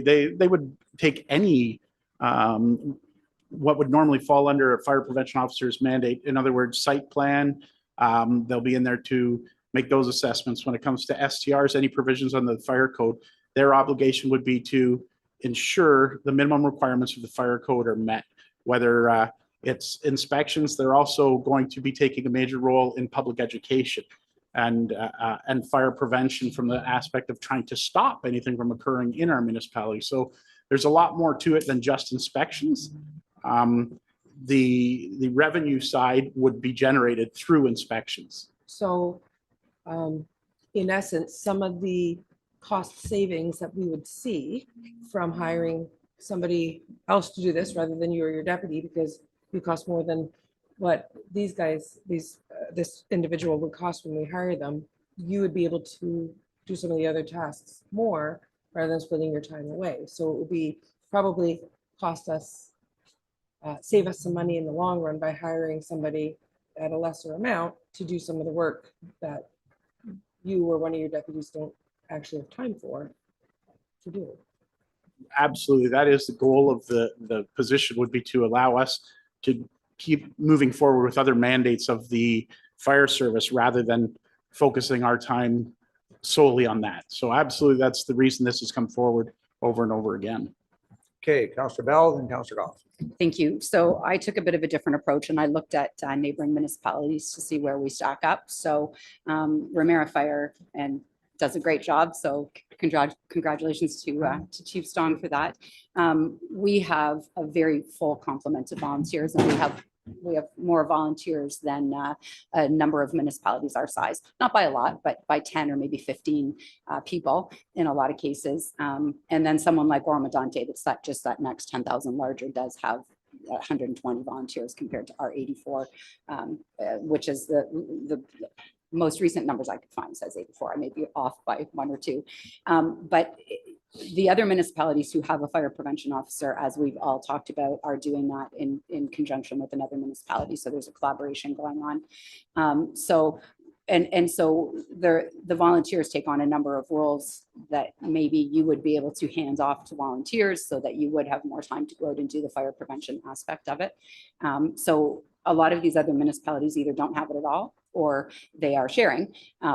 Excuse me. So somehow they're managing to do that. And it would seem that and I really support fire and rescue, so I don't like doing this, but it would seem, because we're at the high end of the number of volunteers, there may be a way to not need this position and just restructure how things are done a little bit internally within the department.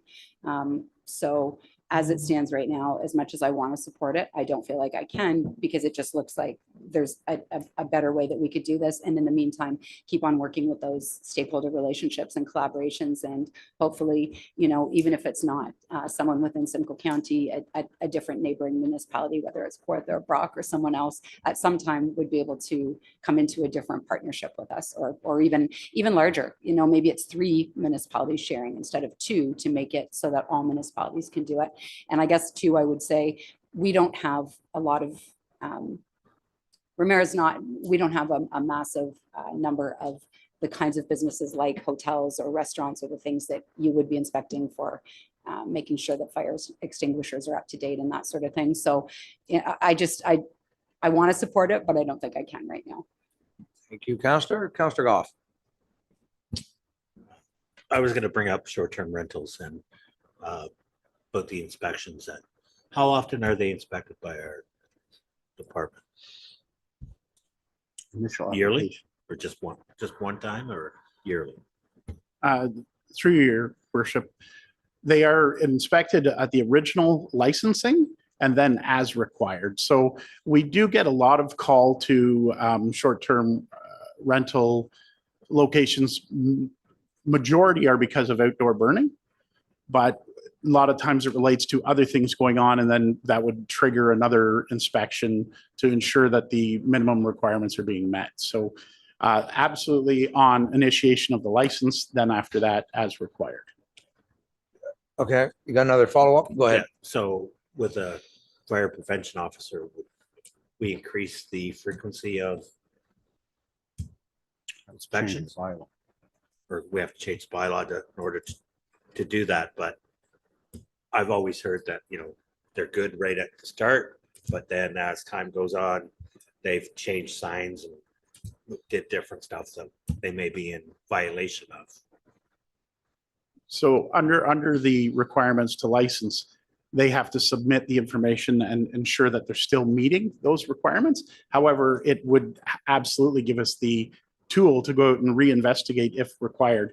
Under the Fire Prevention and Protection Act, we can investigate anytime we feel there is a need, in the sense of there's a threat or a change. So that's absolutely an opportunity there. Thank you. Maybe through to Minot or CEO Jackson. Currently, there's a half position in the budget, correct? That was in there last year. This is adding another half position to a full-time because we couldn't fill the half position, correct? Correct. Yeah. So you're already budgeting for half. It's in there, unless you're suggesting removing the entire cost out. Last year we put in a half. Tony was not able to fill that position, so now we're adding the other half to get a full time. Is what the position is. So I've got everybody: Deputy Mayor, Jen, then Dana. I'm actually in support of this position. I think the most important data that we could get is municipalities that have introduced fire safety, what kind of a reduction did they see in fires and calls the following year? Because that's the most important thing. I think if we were actually to look at this and say that the best way to save money in the future for emergency services is prevention. Right? I mean, it's a lot less to prevent a fire than it is to actually get there and extinguish it. So I'm a big supporter of this. We've been kicking around for a long time. We had half a position last year. You did your best to try and collaborate with another municipality. We were unable to. I think it's time we put our foot forward on this one. This is one that I actually would support. Councillor Fisher. Thank you. And I also just want to bring up too that it's not just a boots on the ground position, it's also administrative responsibilities as well, because you did, and maybe you can elaborate a little bit more when you talked about some of the responsibilities, including the site. And I know we discussed it under the umbrella of the STRs, but I think it goes beyond that, that this individual would be able to work in tandem with our planning department when it comes to site plan control, to free up, again, some of your responsibilities as chief and some of your deputies' responsibilities as deputy chiefs. Thank you. Through the chair, your worship. Thank you for that question. It's given me the opportunity, a couple of the questions that came there, to speak to. This position was, yes, for fire prevention, but also a training coordinator. On that note, the fire prevention side of things, it's not by accident that the province endorses fire prevention as the #1 response to prevention of fires, to try to mitigate anything further from coming. And to speak to your comment, Deputy Mayor, the position is there to help that. And it's been identified legislatively that we should support this because it shows an impact on numbers and the drop of fatal fires. So that support from that side of things. Going back to the day-to-day impact, Councillor Fisher, is that there are a large gamut of areas that fire prevention can help out in the fire service.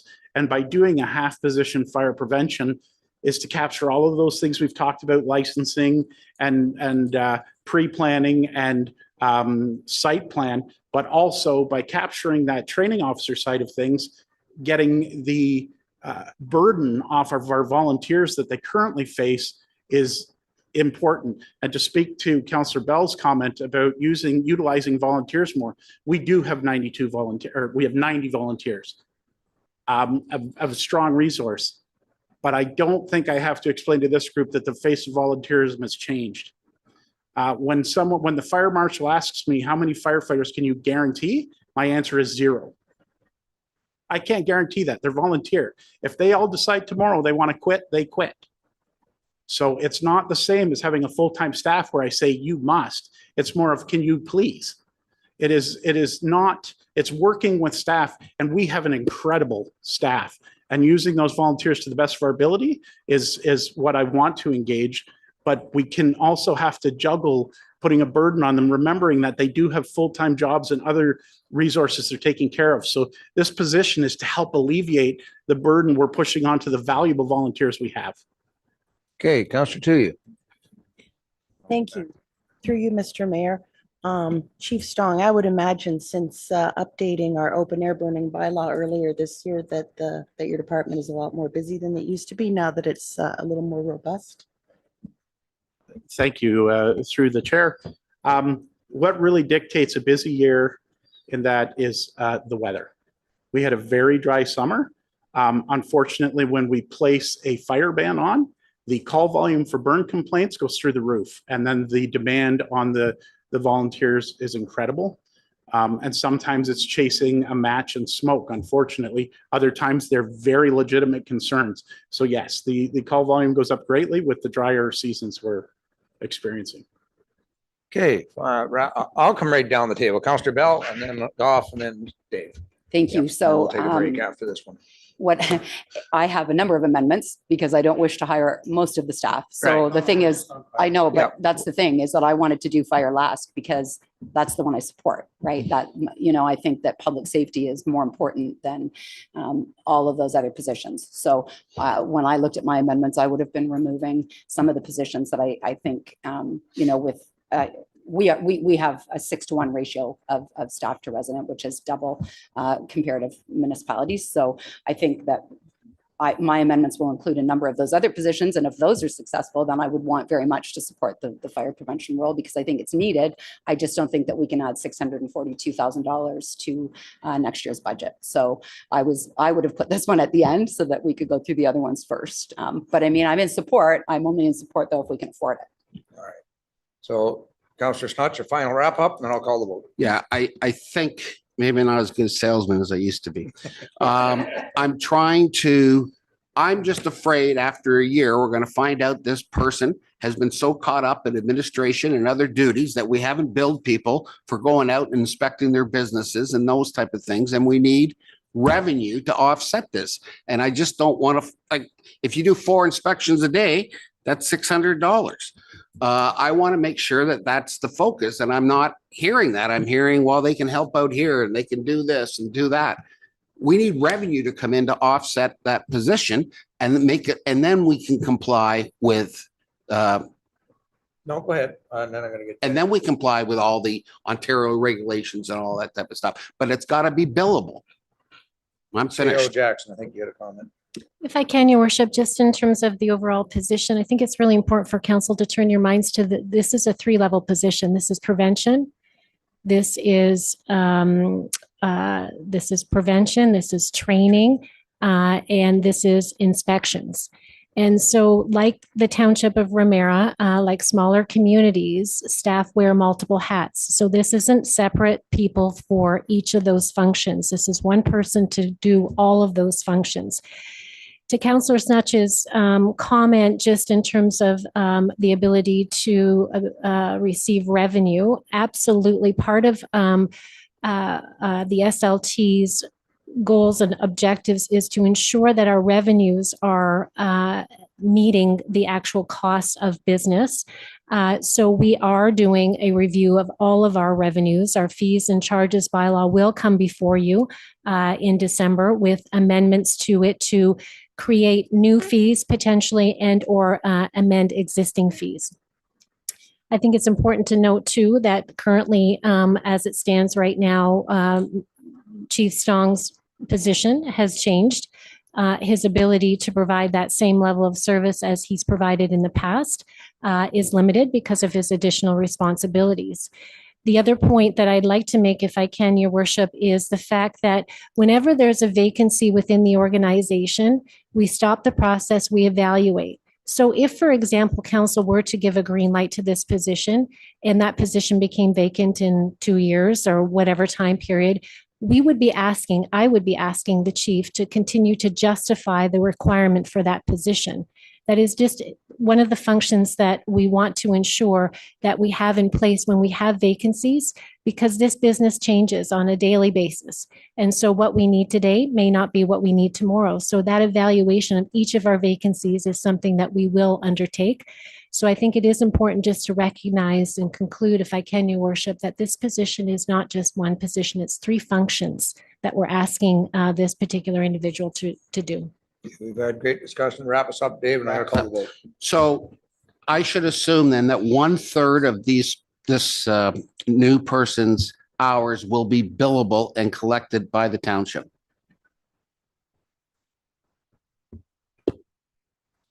Go ahead, Tony, Chief. Thank you, Your Worship. And I do understand where you're trying to get me to go with this, Councillor Snatch. And I don't want to mislead council. Absolutely anything we can bill for, we will bill for. And we will make sure that, but for me to say there'll be 5 inspections tomorrow and 6 the next day, I can't anticipate that. And that's why I can't give you those numbers. What I will say is that the schedule will be kept so that we are ensuring that we're moving forward through the municipality and getting those other 2/3 of the job done as well. So where we can bill, we will bill. I apologize, I can't give you a firm number on that, but You know how many businesses there are? No, it's okay. I'm done. I don't think I got some. All right, all in favor of the, I'll get it up. We'll get it on the screen. Through the chair, while it's being put on the screen, I'll just read the motion that we have prepared. That the 2026 annual mayor's proposed budget be amended as follows. Page 49, fire budget, fire prevention officer / training coordinator. Reduce the allocation to the 2026 fire budget from $110,900 to $51,700 to change the fire prevention officer / training coordinator from a full-time equivalent position to a part-time position. Okay, on the motion, all in favor? Opposed? Motion is defeated. Thank you. Why don't we take a break? How long do you want for a quick break here? We'll come back 11:45. Okay, motion.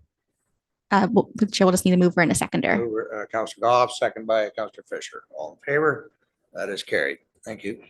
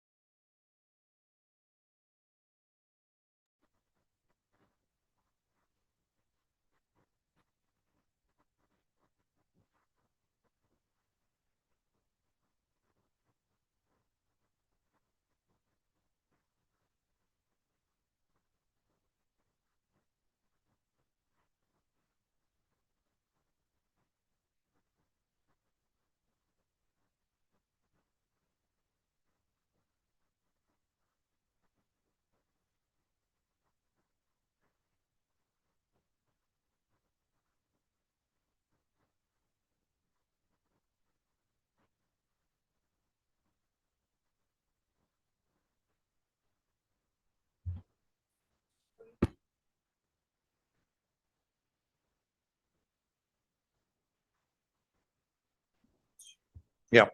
All righty. The gang's all here. So are we live, Colton? Okay, we're back. Madam Clerk, I still have all the council. If you can confirm, please. Yes, I can confirm we have quorum. Thank you. So what we've done now is so far we did remove the yard reno at $100,000. So we'll go around the deputy mayor. Yeah, I just wanted to clarify if maybe through the chair to Mano, I'm wondering where the budget started. I think it was 7.96, where the mayor brought it down to and where we've brought it down to now, because I think a lot of what's left is going into reserves, not necessarily going to operating. So maybe you can clarify that and get an idea of what everybody's looking for before we carry on and keep cutting where we're trying to get to.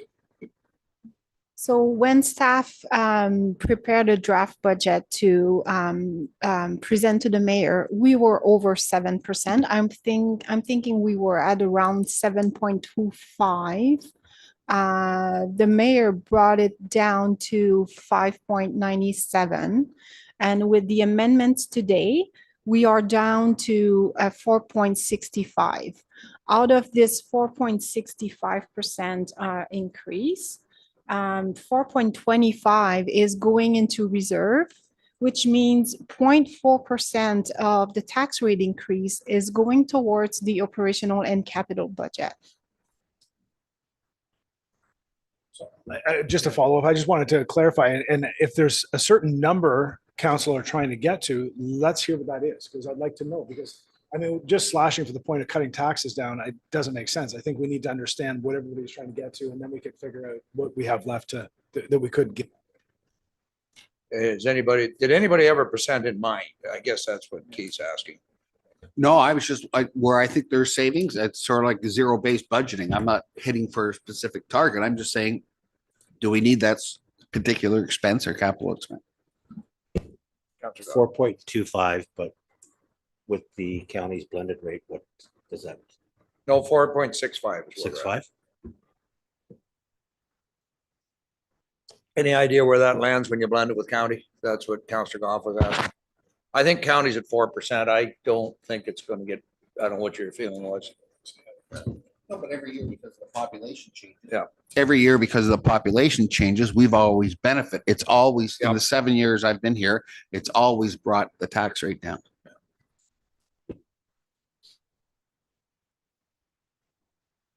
Well, Mano's getting that number. I'll entertain any other motions on the Councillor Goff. He beat you. I do have a motion, and if it can be put up on the screen, I actually want to add to the budget. Through you, your worship, if I can just seek clarity through you, is this a motion regarding the Legion? Yes. Okay. Point of order, I'm gonna have to declare on Okay, this, yep. and I'll fill out the paperwork after.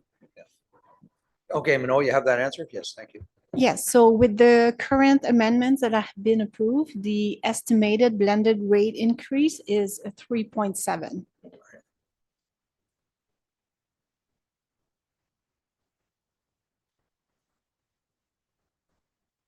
So we got a motion coming in from Councillor Goff.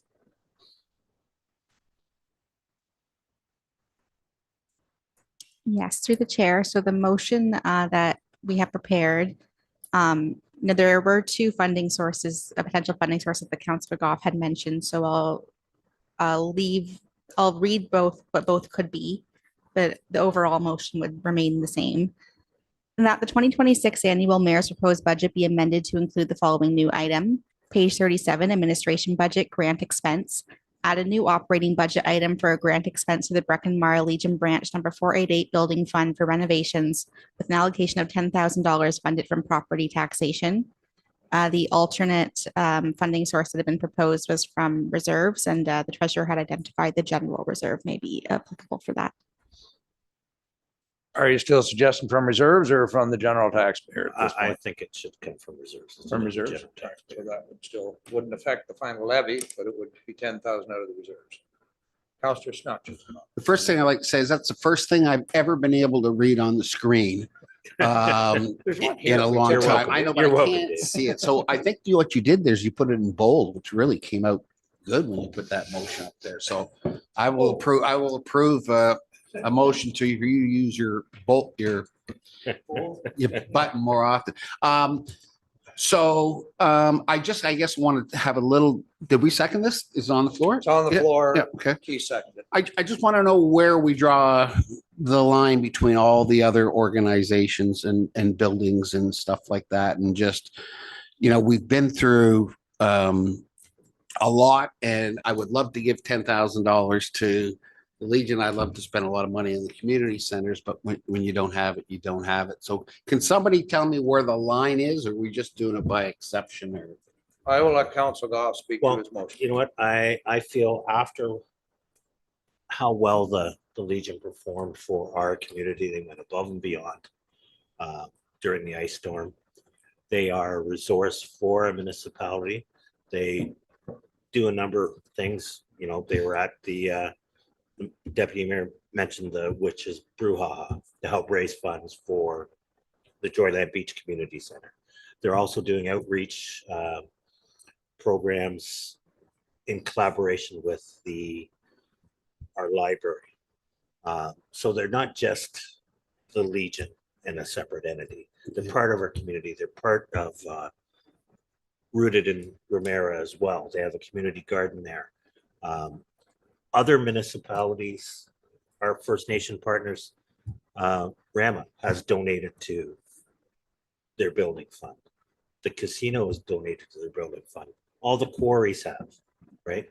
I think it's the right thing to do as a municipality to recognize them and get their renovations and building completed so that they can be more of a help in the future. That's my personal opinion. I think it's the right thing to do after everything they've done. Councillor Bell. Thank you. Everything Councillor Goff said, but also too, I want to point out that we don't have any community center, public community center in the south part of the township, and so the Legion also takes on that role. So where Wallingford or Edney might hold anniversary parties and weddings and that kind of thing, and also celebrations of life, the Legion does all of those things. It holds that position at the south end as well. I just was doing another quick look to compare against other municipalities, and many of them do, and in their 25 budgets did give money to their Legions, ranging anywhere from 2,500 to 7,500, and some of those are annual contributions. So when I look at Ramara, what we've done is year over year, we've given substantial amount of money to Edney, to Longford, to Atherley, but we haven't done for the Legion. So not only am I in support, but I actually would like to see us give more. I would like us to do that so that the Legion can move forward with that Building Forward campaign sooner than later, which would give a home for our veterans as well as our men and women still in service. That would get them downstairs and they would have their space. I don't know if everybody on council's had a chance to look, or on staff for that matter, but the downstairs is incredible already. And there's a beautiful memorial area there as well. So I actually wanted Councillor Goff to go to 25,000 is what I wanted to do, because it sounds like a big number. But when you consider that we've been giving all the community centers 10 or 11 or 12,000 for years, I feel like 25,000 is a small number for us. But we'll have massive impact on that campaign. That would get them, I think there's somewhere around 100,000 short right now, maybe a little less. I'm not full up to date, but close to that. So that would get them a quarter of the way there. And I think that's what I would like to do, actually, is just amend it, but to go higher. Okay. Listen, normally I don't support giving money, charity money, but again, the Legion is somebody we partner with from time to time, and we do rely on them, and they certainly were there in the ice storm. We use their space time to time as well. In fact, I believe they host the election night is usually theirs, which is coming up this year as well. So Councillor Goff, you'd asked me to include it in the budget originally, and I said, no, I'd rather it come from the floor of council, and so it's there. I will support it. So if there's no other discussion on it, so the motion's on the floor and you've already read it. I had a mover and a seconder. It was Councillor Goff and the Deputy Mayor. All in favor? Oh, yes. There were two outstanding items. So there was, first of all, whether it would come from property taxation or from reserve funding. And Councillor Bell, you would also note that you wanted to put an amendment forward. Okay, all right. So we'll reserve fund, you're still saying? Reserve fund and your amendment, Councillor Bell? I'm fine. I'm agreeing with the reserve fund as well, but I'd actually like to bring this up to 25,000. Do you have a seconder for that amendment?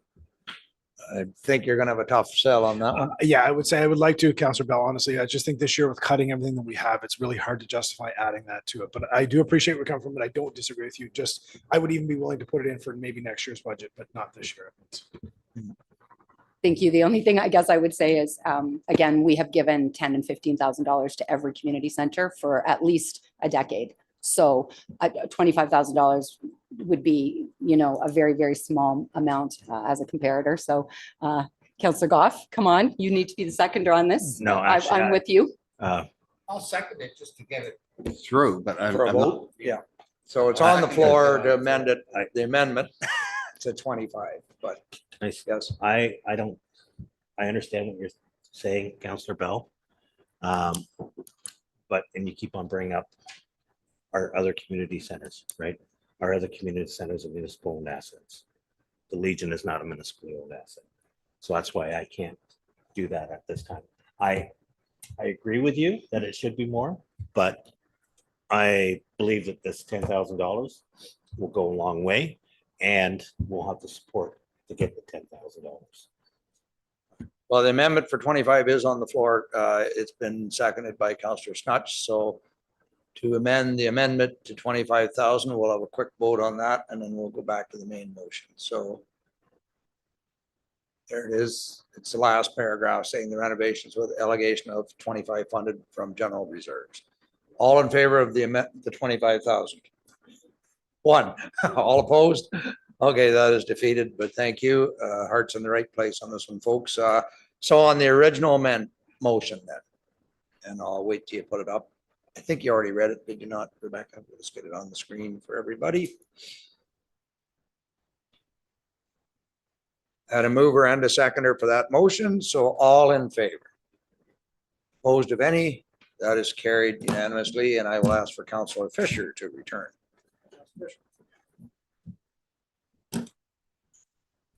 Okay, other amendments? You want to, yeah.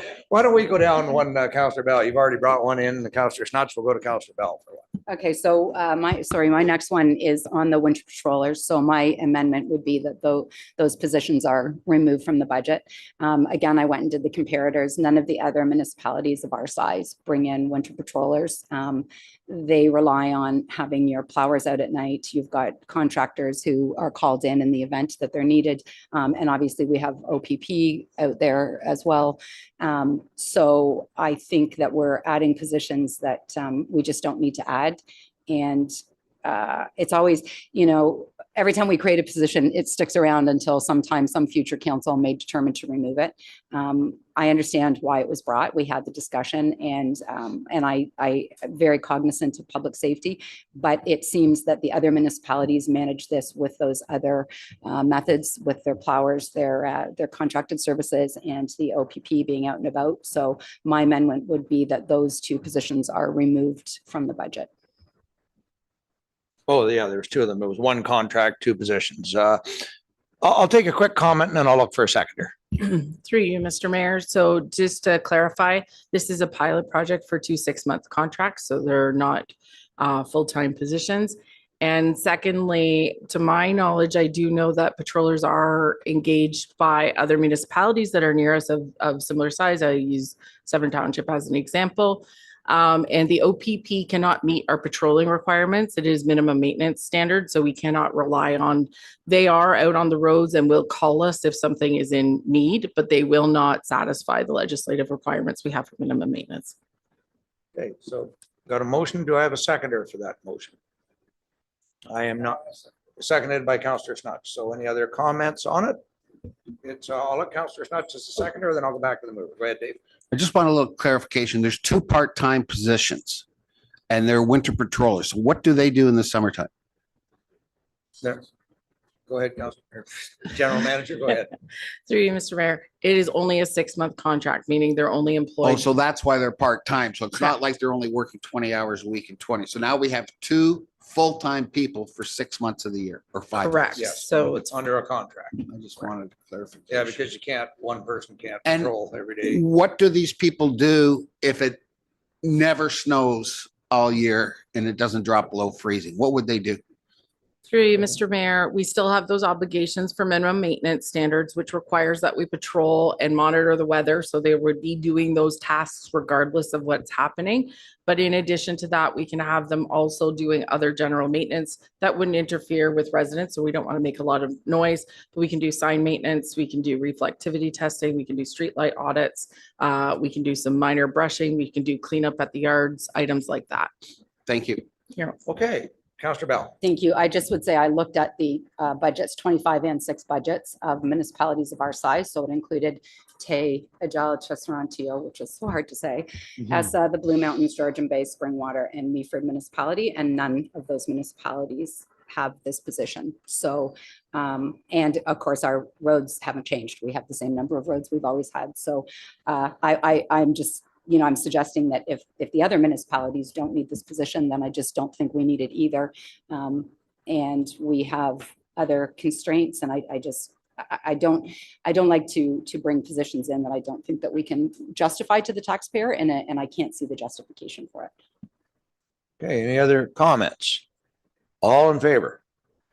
Oh, sorry, I gotta wait till it's up on the screen. I apologize. Yes. Through you, Your Worship, we don't have any of these prepared because we weren't aware. And so when all is said and done, what we need to do is, as we go through these, you will ask for the seconder. So we do have a seconder. So Yes. we will either recess after each one while we enable staff to do what staff need to do in order to prepare, because you will recall, Mr. Mayor, at the end of the day, if there's an impact on the actual budget, then we'll have to consult with Treasury. So your call as to whether you want us to take a recess after each of these, or whether you want to entertain the discussions while we prepare the actual motions, your call, which way you would like to go. So let's table it then. We've had a discussion on it, and we'll do a bunch, then we can recess, and all the motions can be drafted up and then voted on.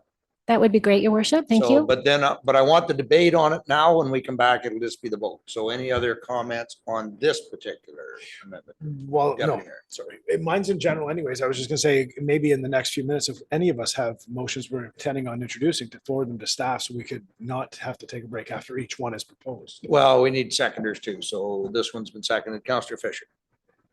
Just given the time, I know we just came back from break, but I'm wondering if there are some more things that are wanted to be brought up. Maybe we should be taking a lunch break right now, get that information to staff, also being cognizant that they also need lunch in this time as well. We wouldn't have to write the motion if there's no seconder. There is a seconder for this motion. So then, that's why I'd like to carry on, and we'll keep pushing through it. And this is on the. No, that's. But I just thought we talked. Yeah, no. go Mr. ahead. Mayor, councilors have a proposed motion, we can still go through the Oh, we'll actions do that. and getting a seconder. Yep. And then if it is seconded. Yeah. we I'm can trying to deal with give that. everybody their opportunity today, so I'm allowing a bit of debate, then a seconder, just so everybody can have their fair say on the motions, as opposed to demanding a seconder every time. Because this is budget. We want to try and get as much debate out as we can. So if there's any other discussion on the contracted positions, All the positions, just the two contractors at this point, then we'll get a motion. We'll vote on it later. I'll move on to the next amendment, if that's okay. I think we've all had a discussion on that, so I will go now to Councillor Snutch for the next motion that you want to do. Yes, my fault, but when I was talking earlier about stopping any of the renovations until the assessment report was done, I left out the fire hall one. So my motion would be that we stop that until the assessment has been finalized, or we reduce that, because I don't think it's an urgent situation. I know they've been ducking under that ladder for years. But maybe it's the best for all of us if they continue ducking under the ladder. I don't think they actually have to duck, do they, or do they? Through your worship, they absolutely have to duck. How much? Well, how tall are you? Okay, it's fine. So anyway, so that's going to be my motion, is that we remove that from the budget until the assessment is been completed. Gail had her hand up, and then I'll go around the table. Through you, Worship, if I can. So that one, council will recall that the original ask from the chief was a much larger amount, at which point, through the discussions with you, Mayor Clark, as part of your budget, was that it was a significant asked to do the work, and we essentially have not pre-planned for it. So what was proposed was putting $200,000 in a reserve to enable us to afford the actual renovation when the renovation moves forward. So that is what is proposed. No work will actually happen in 2026. It's just getting ourselves prepared for the future. I believe this one was in the space needs study. That was one of the ones that, came out of that study that none of us actually liked the study, but it was showed that there was a shortage of space in that fire hall. And we didn't proceed with it at that time. This is, again, money going to reserve, not for the project, to actually start running a bank account. This is not, if they hadn't brought up the building assessment, I would have voted for this 100%. But if we're doing the build assessment, we should be very careful what we spend on until we see the final of that report. Okay, so other comments, and then I'll look for a seconder. Just, well, we've got you've had your say. I'll want a seconder now before I proceed. Seconded by Councillor Goff. So now I will proceed. Holy crap. So I'm going to go down the seconder. I'll go to the seconder first, then Councillor Bell, then this side of the table. I'm sort of in favor of what Councillor Snutch has said. Obviously, I second it, but maybe we should, instead of $200,000 in reserves, put $100,000 in reserves for this year. And can they not walk around the front of the truck, Chief Stone? Through you, your worship. So I don't know if you recall last meeting we had, I was telling you the outside measurements of that building are 50 feet. And then you take up your construction, 6 inches on each end. The length of that truck is 48 feet, 6 inches. So there's literally 3 inches at the back and 3 inches at the front. But the door can go up. The door can go up. And they can. Oh, well, sure. The button's on the other side. You got to go under, hit the button so they can go through, but yes. Oh, so all we need is a new button. We have to move the button. All right. Councillor Bell. Thank you. So pretty much I had the same kind of question, and no disrespect at all, because again, I very much obviously am concerned about public safety. But the thing is, and I'll go back to the positions again, because we're creating a number of positions, and I don't support creating those positions. But what I would support is making sure that we have the reserve funds there so that we can start to do the construction on the buildings that we need. So with that facilities review coming, I would want to, I mean, I'm of two minds either way, or if we remove the positions that I don't think we need, then I would support the $200,000 because I think you're right. The cost of things continues to escalate, and this has been pushed off for a long time. I do think it's difficult to do the job. But yes, you can pull the truck out. But I don't think it's just about pulling the truck out. You were talking about being able to clean the bunker gear and do the other things.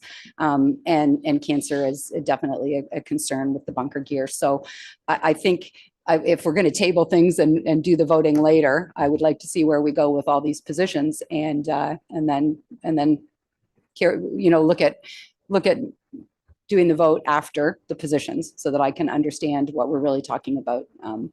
That's kind of how I feel about it. I guess my comment to that, and I understand what you're saying, you're looking at the total tax bill, but keep in mind, capital is a separate than your operating. So if you're trying to cut back on the operating side, you don't want to use your capital, or that's when you start falling behind. When you start pulling out of the roads budget, that was always the one, oh, to scrap that road there, the budget balances, but now your infrastructure starts to fall behind. So try and keep them as separate. This is a capital, putting money forward. I've got right now, you're saying, and I do have a seconder to take the 200,000 out. Whether there's an amendment to reduce that to 100,000, we'll continue our debate around the table. Deputy Mayor, and then I'll go down the table. Thank you very much, your worship. I think where I stand now is I think we already know this is one thing that has to be repaired. So we know that that bill today is $200,000. I think that money should remain in.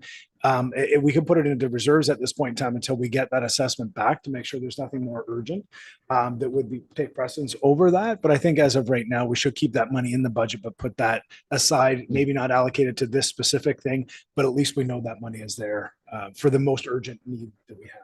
I think it's more than 200,000. The total build was how much, Tony? 700. Your worship. Well, yeah, that's last year's quote was 700.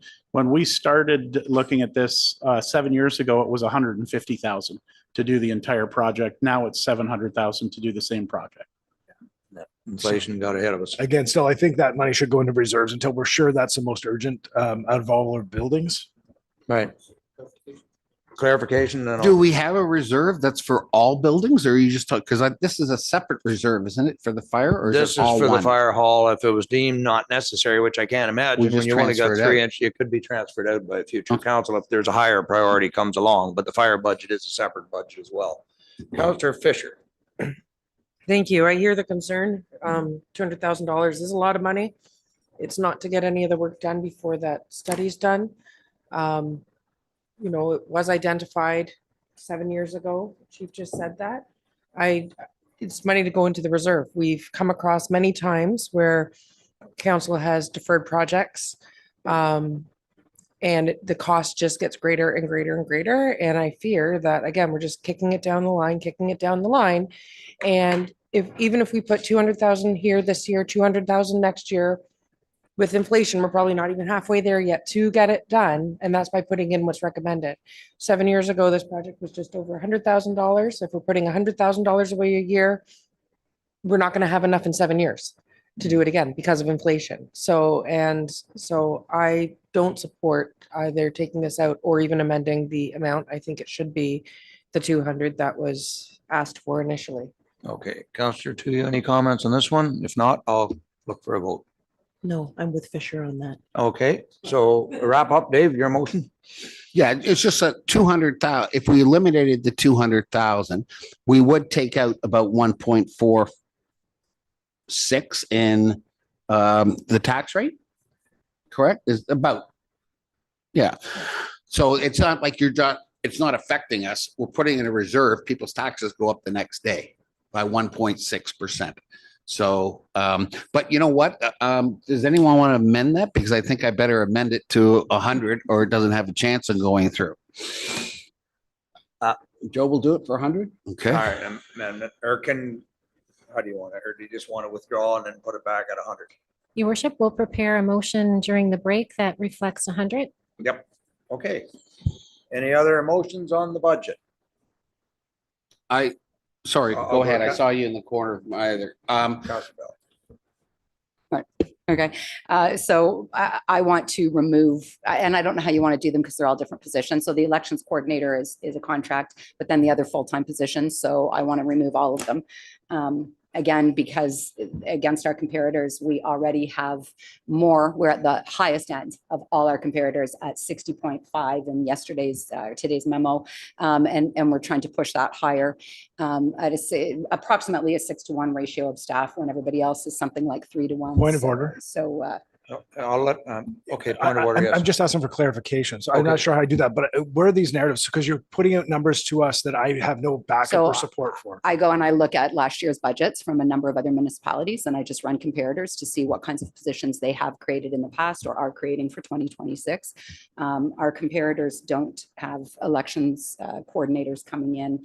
And I understand that we're down a deputy clerk, but she is coming back. So between now and then, all of the things that were included in that election coordinator role, for example, many of them would be done typically by a communications department. Ramara also, our CAO, has an assistant.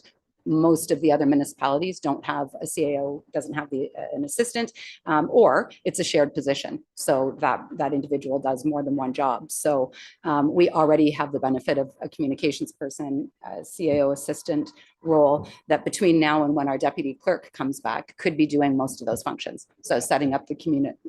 So our deputy clerk's not coming back? We don't have a deputy clerk, no. So, but I thought. We're not filling that position. So, okay.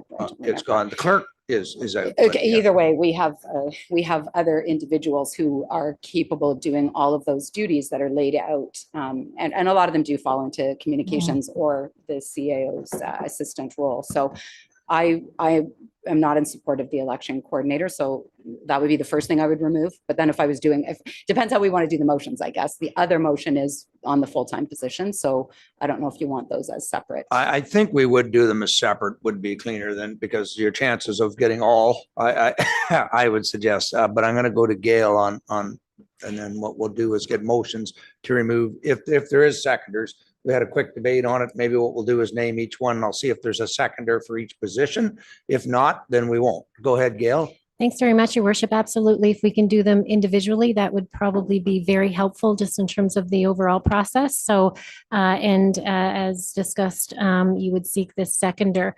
So yes, just for a point of clarification, Mr. Mayor, at council during the reorganization in July, that particular position, deputy clerk, is not returning. In fact, is no longer a position within the organization. I think it's important to recognize, Your Worship, that the CAO's assistant was something that council approved last year. That particular position I augmented by ensuring that it had full capacity, which includes strategic initiatives. But as you're well aware, Mr. Mayor, my executive assistant is actually a full-time clerk right now. So there's no service being provided in terms of the overall EA process. So I just think it's important to note for clarity and for the public, Your Worship, that what has been alluded to in terms of positions, the deputy clerk is no longer. In terms of comparators, I am aware of many municipalities, and if we start looking in advertisements right now, you'll see election coordinators being advertised because generally municipalities want to get that position in play for January. And so, as indicated before, if we are talking specifically about the election coordinator, the justification for that position is in the business case and further augmented in your memo or in the memo that was presented by SLT. What I'll do is to try and streamline everything. We've already voted on the fire prevention officer, so that one's put to bed, so to speak. So I would look for a mover and a seconder on each of the other positions. I would suggest the students, how many students were we looking at? 5? Through Your Worship, 5. 5. My suggestion would be come up with a number, not go to each department and say who needs a student. You know, if you want to reduce the students by 1 or 2, 2, that's how I would suggest doing it. And then staff can send the students to where they feel the best bang is rather than delve into each and every individual student. So the first one I've got, the election coordinator, moved by Councillor Bell, and we can get the motions later. I would need a seconder if we're gonna consider it. I do not have one, so that one won't be voted on. Next one was the part-time, what was the other one? IT, I believe it was. Yes, Your Worship, there is a position that is being requested, an IT coordinator. Yeah. So would you like to remove the IT as well? I would like to remove all the full-time positions. So the IT coordinator, the financial analyst, and sorry, I have to scroll through my document too. Yeah, I'm just going through them here. So I've got the IT. Is there a second to remove the IT? I do not have one. So financial, oh, the IT, yes. I really think the IT position is very important because I think we're a little bit behind in our technology and AI. And even today, I've seen stuff pop up on my screen about AI is taking meeting notes for all this. I mean, I'm learning that stuff myself. So I think we have to progress and we need someone to do it. And I can tell you that working on my laptop is not easy. So I fully support it and think we need to move forward. All right. So, yes. No, I'm on the IT right now. I'm looking for a seconder. Something you'd like to add, and then we'll try and get a seconder. I would, yeah. I mean, first of all, we have the contract with county that we have to maintain. And what I would want to do is remove these positions, but I would like to bring in actually a process analyst so that we would be able to look at all these different proposed positions and talk about what we really need. Because again, when I look at the comparators, they're not hiring an IT person. They don't have a financial analyst. They're not doing any of these things. And again, we already have a very, very high complement of staff. So I think, and I agree 100% with IT. I've worked in that space, and I believe that we can streamline a number of different processes if we could find better internal systems to do that with. So, but I wouldn't want to create a position. I would like to bring somebody in on a contract to sit down and look at the things that we have, help us determine what we can do better. How can we automate some of our internal processes, get rid of our Excel spreadsheets and all this kind of thing. And then once that's done, if it turns out that there really are positions that are needed, I would support hiring them. But as it stands right now, it just isn't happening in other municipalities. And I can't find a way to justify creating these three or whatever, that's $300,000, and it's not just this year. And then I keep saying to myself, the tax base isn't growing, nothing's changing. We're still 10,377. We're not offering anything new. We have no new services, no transportation, no recreation. There's nothing. So we would hire all these positions for quite a lot of money. And then I don't know what we need them for. I can't find a case to justify it.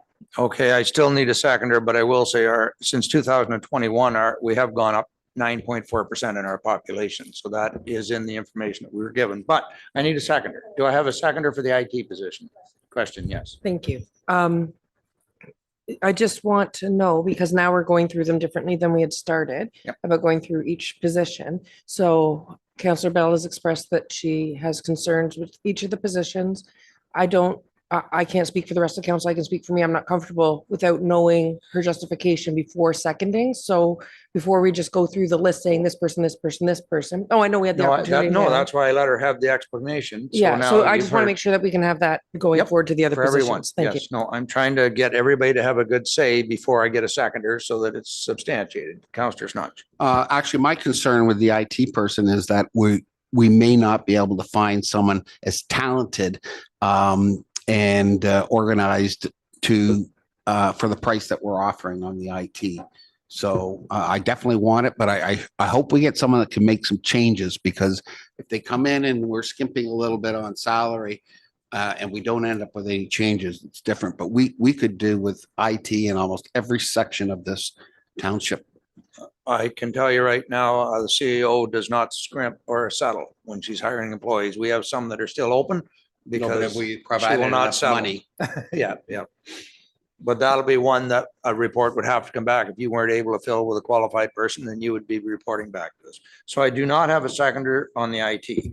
So the next one, I'm just going to do it in the order that I'm saying. Financial analyst was one of the other hires. It's a similar argument that just not being done in other municipalities of our size. And again, I think that all of these things could be solved by having somebody come in and look at our processes and try to understand where we're hanging our hat. So we already have so many more employees than our comparators. So I feel like we aren't doing things to the best of our ability, efficiencies, and it has nothing to do with the current CAO. She wasn't here, so there's no disrespect. But it seems to me that what we need to figure out is what we're doing right and what we're doing wrong before we start filling positions, and then having them there and needing to stay there until such time as we can remove them. So my argument will be the same for all the positions. So I don't even necessarily need to go through them one by one. If we're looking for efficiencies, we just have to figure out what we're doing right and wrong first. What are our processes? Why aren't we efficient? When we know that, we can figure out who we need to hire to do what. Okay, so Gail, and I think part of it would be our purchasing policy. This analyst would be working on it, would not? Go ahead. Through you, Your Worship, just to answer that direct question, no, we actually have a current position that is being advertised for a procurement specialist. So we are endeavoring to hire that particular position. This position, the justification, the business case is in your package, and certainly Minot could speak further if necessary. If I can, just to Councillor Bell's point, absolutely agree. When it comes right down to it, it's about evaluating our processes and understanding what we're doing and how we can more efficiently and effectively do what we need to do. And I think it's just important to mention, Mr. Mayor, that we've recently hired a number of staff that are actually green belt, which means in lean methodology. It's exactly that, looking at our processes and understanding how we can be more effective and efficient. In fact, we're also training one of our staff to become a black belt, and that black belt position will ultimately train all of our other staff. There are several levels, and so certainly that is a commitment that we are pursuing, because we do fully believe in that, to evaluate our processes to ensure that we are efficient and effective. Okay, are you seconding, Dave? No. Or a question on, before we. Yeah, so on the staffing, it's been mentioned a few times by Councillor Bell that her research shows that we've got a lot more staff than other people. The reports that you send me, I would say that that's not true, but I'm just saying, because it looks like we've added like one person over 5 years. Can you comment on that? Through you, Your Worship, I'm not able to comment on Councillor Bell's research because I don't know exactly who she's been speaking with or what methodology she's looking at when she's evaluating the number of staff. As council's aware, we did a bit of a reorganization, restructuring in July. With that, we had a reduction in staff and we also approved a few positions. What you have before you in the memo that was presented by staff essentially is your FTE count and the number of staff that you've added over the years and the addition of the new proposed staff in 2026. And so how much have we added? This budget would bring us to 63. 2022, we had 55, but in the same report, it's average percent of salaries and benefits on total budget. Other municipalities are 36% and we're 20% of what we spend our budget on salaries, where other municipalities in the comparatives were 36%. So what we spend on salaries out of the total budget is much, much lower than our comparators. Anyway, so the final, do I have a seconder for the financial analysis?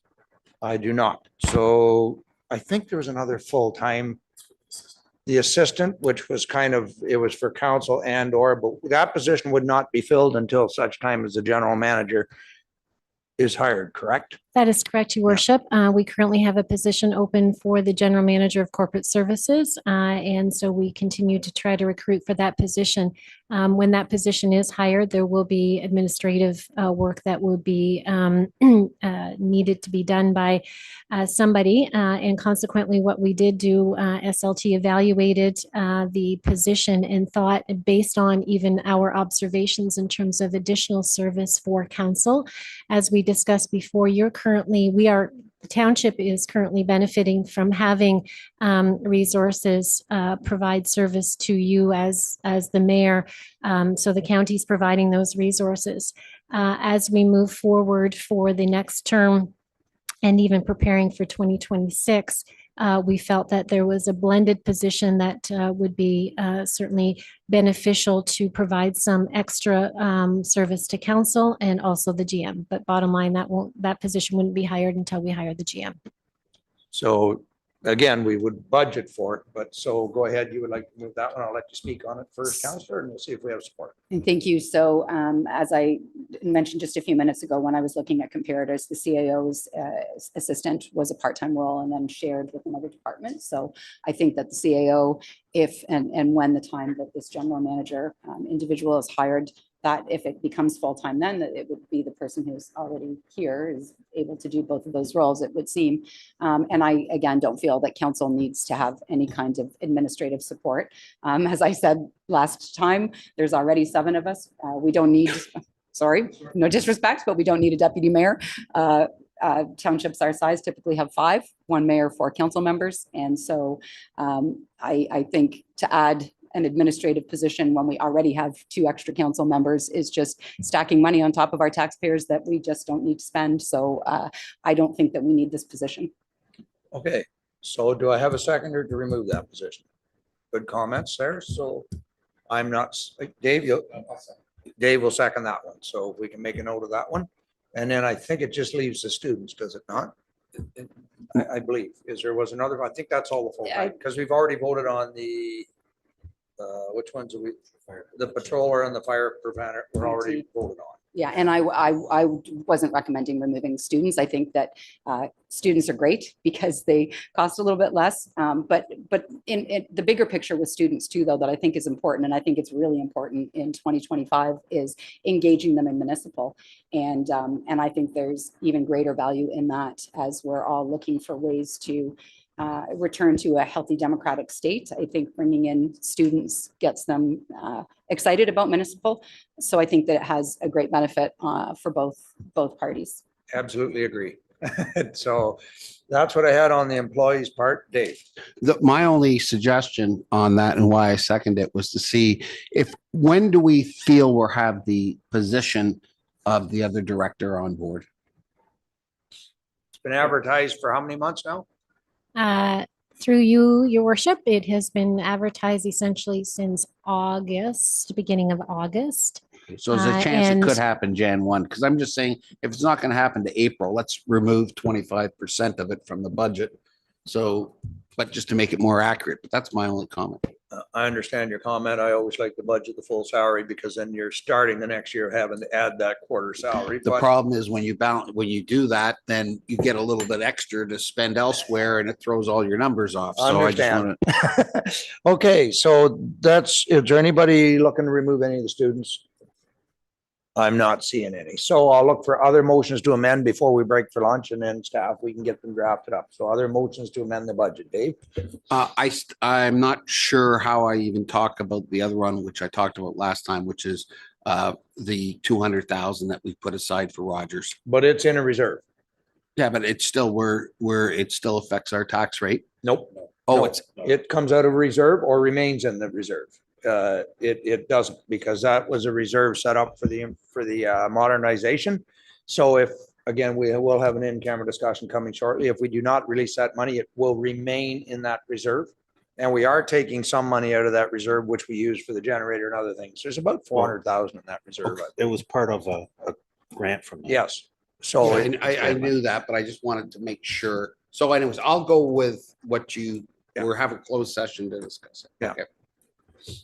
In a future meeting. So more motions. Yeah. Yes. The only thing, and this is, I wouldn't live or die on this. I'm asking only because we made the decision on all of the other facilities work that we would be holding off until, or I think we did. No, we haven't decided fully yet, but anyway, we would be holding off until this facilities tour. So we did have a small amount in for yard 2, 36.5, and it's for siding and things like that. So if we were waiting, I would just say we would wait on all of them. I'll get a comment on piecemeal that them. and then we'll see if we have a seconder. Go ahead, Laura. Through you, Mr. Chair. This has already been noted by staff as a deficiency and been deferred for a couple of years. So we absolutely could wait for the building condition assessment for it to confirm that we still need to do this work. The risk of it is having moisture coming in behind the siding and causing further damage to the building. So again, that's the comment for that. I would recommend that we keep that in. Feelings, Counselor, you'd still like to remove it, or I'm okay. That one wasn't a big one. I don't think it needs to be. we'll leave it in then. Thank you. Do I have any others? I have the one nobody wants to hear, but I have a job to do, so I'm going to say it anyway. Yes, absolutely. Okay, so, well, I have a question first, and then I will put the amendment out there, but I would like to know why the Bayshore Sprayfield, the new tile drain system, their new system, went from 7.3 to 10.15. I don't know why that happened. General Manager, go ahead. Laura. Through you, Mr. Mayor. So the initial estimates from the 7.2 million come from the environmental assessment process. So it is a high level contextual engineering plan saying that we've assessed the potential alternatives and this is the direction we need to go down. As we have progressed and things have been clarified as we're moving through that project, we recognize that some of the considerations in that original cost estimate of $7.2 million, those had changed. And now we're at I believe it's 10.1 for this year's ask. So it's as we fine tune and get into the actual design, that's where we can then determine things. So I believe the original bed design, the sizing needed to increase. So the road needed to increase, the amount of soil coming in needed to increase as well. So again, which we wouldn't know that at a high level conceptual, and it's not until we get into some of that detailed design that it's further clarified. Thank you. Okay, so the Bayshore Sprayfield, the tile drain system is a new sewage system for those properties that are affected, just the same as the properties at the Lakeshore Drive Again City, Ramara Sewer Servicing Project, now called, is a new sewage system for those properties. And just the same as when there was an expansion to the village of Brechin, it was a new system for those properties. Those folks are still paying for that 30-year amortization. The folks over on the current expansion are looking at a 10-year amortization. This is a new system and it should be funded by the properties who are affected. And this is not because I have ill will towards the people of Bayshore Village. No, I would like. Okay. Well, I do. Okay, I do have to take the point of order. I'll get it, but then I'll come back to you, Councilor. Again, it's not a new system. it is a replacement for the system that's already in place. I hear you, but I'm going to overrule and I want the counselor to finish and then I can address it. Thank you. Thank you. It is a new system, and it's been billed as a new system since the beginning. I have messages that call it a new system, and changing the language, it doesn't change what's happening. You have some affected consumers having to cross subsidize, and then some who don't. I have no ill will towards the people at Bayshore Village. I just had a beautiful day visiting at Bayshore Village. I have people I speak to over there. I even have people over there who know and understand that this is a land improvement that they should be paying for. Of course, they don't come out and say that in public because they're quite uncomfortable. They have to live with their neighbors who would be impacted if they pay their way. And it's only fair. If you do the math, now it's a little higher at 10, so I don't know where that puts it off the top of my head, but it would have been 18,000 per property at that 7.23-ish. And so that might take it up a little, but you're still looking at 30,000 over at the expansion at Lone Birch. The problem is they're going to pay the 30,000. They're going to pay their private side work, and they're going to subsidize somebody else. And it's not equitable. It's not fair. And so I'm going to be moving to amend the 26 budget to remove the 1015 for the Bayshore Village Wastewater Treatment Plant 202 tile breads project and apportion those charges solely to the consumers who will benefit from the new system and the land improvement, and alleviating the issue of inequitable cross subsidizing. Okay, thank you. So I will clarify, it actually technically is a new system for the existing users. And that's the difference. There's new users or new systems. Like the Brechin, when they joined, they were now new users and had to pay the cost of buying into the system. It's the same on Lakeshore Drive. These are now new customers that must pay the full cost of buying in. This is a repair and it's a new system. It'd be no different than if the water tower was condemned and had to be torn down and a new water tower put up or underground storage. That would be a new system, but it would still be paid by all the water users because it's a repair for the existing system, just with new infrastructure. This is a repair to the Bayshore sewage system, but it is a new field going in to repair an existing system. So it is a repair. Your motion actually wouldn't be legal, Councillor. You would need to bring a notice of motion in to fragment the water systems, because the definition is this is a repair to the existing position. However, we are putting in a new. If we build a brand new sewage plant in Lagoon City, it would not be a new system. It would be, if there was any new customers coming online, they would pay the development charge portion, but it would be a repair to what's there. And that's what this is. So your motion, I don't think would be legal, what you just read, but I would look for clarification from staff, because all new capital is shared by the current users. It's only when you're joining as a new customer, you must pay the full cost. So I would need a legal clarification before I could entertain the motion. Through you, Your Worship, just for clarity, council did turn their minds to this kind of thing, I believe, in 2024. I wasn't here, but certainly I look at a motion that was presented and passed by council that very clearly indicates that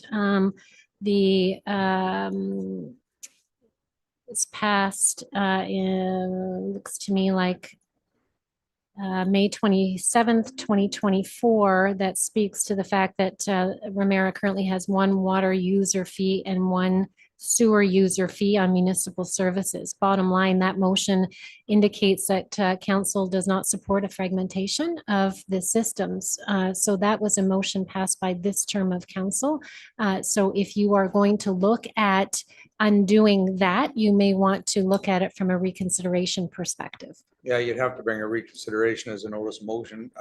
Just to clarify, I've been here long enough to remember when we actually combined them at the time, and it was back like 2003.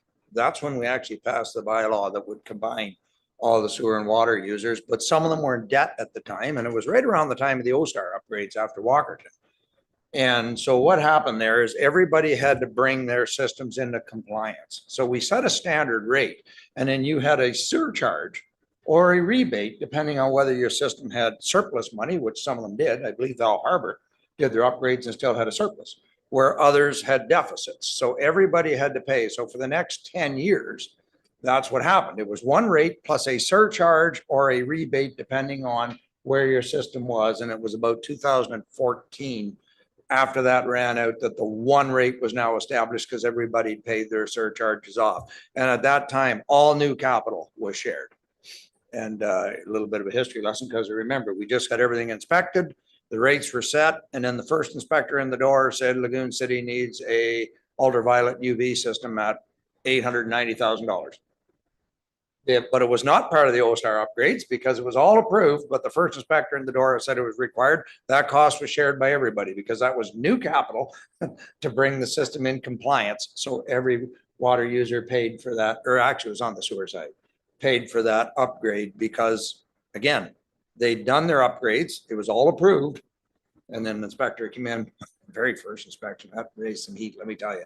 So the decision back then that all new capital repairs was shared was made years ago. You would need a motion of reconsideration to go any other direction on that. I will account, you had your hand up, Dave. but then Yeah, I'll go back I to think you. we're little, because what Councillor Bell was talking about, I don't think was fragmentation of the systems. What she wanted is saying the people on Lakeshore should be not paying for their system. Is that what you're, is that No, clarified? No, I'm saying that the people at Bayshore should be paying their own land improvement, just like the village of Brechin Yeah. did, and just like the expansion at Lake. So my point is they already paid to hook up, whether that was through the original builder, but they're all connected. It's only when you're connecting to the That's what I system. said. Yeah, so.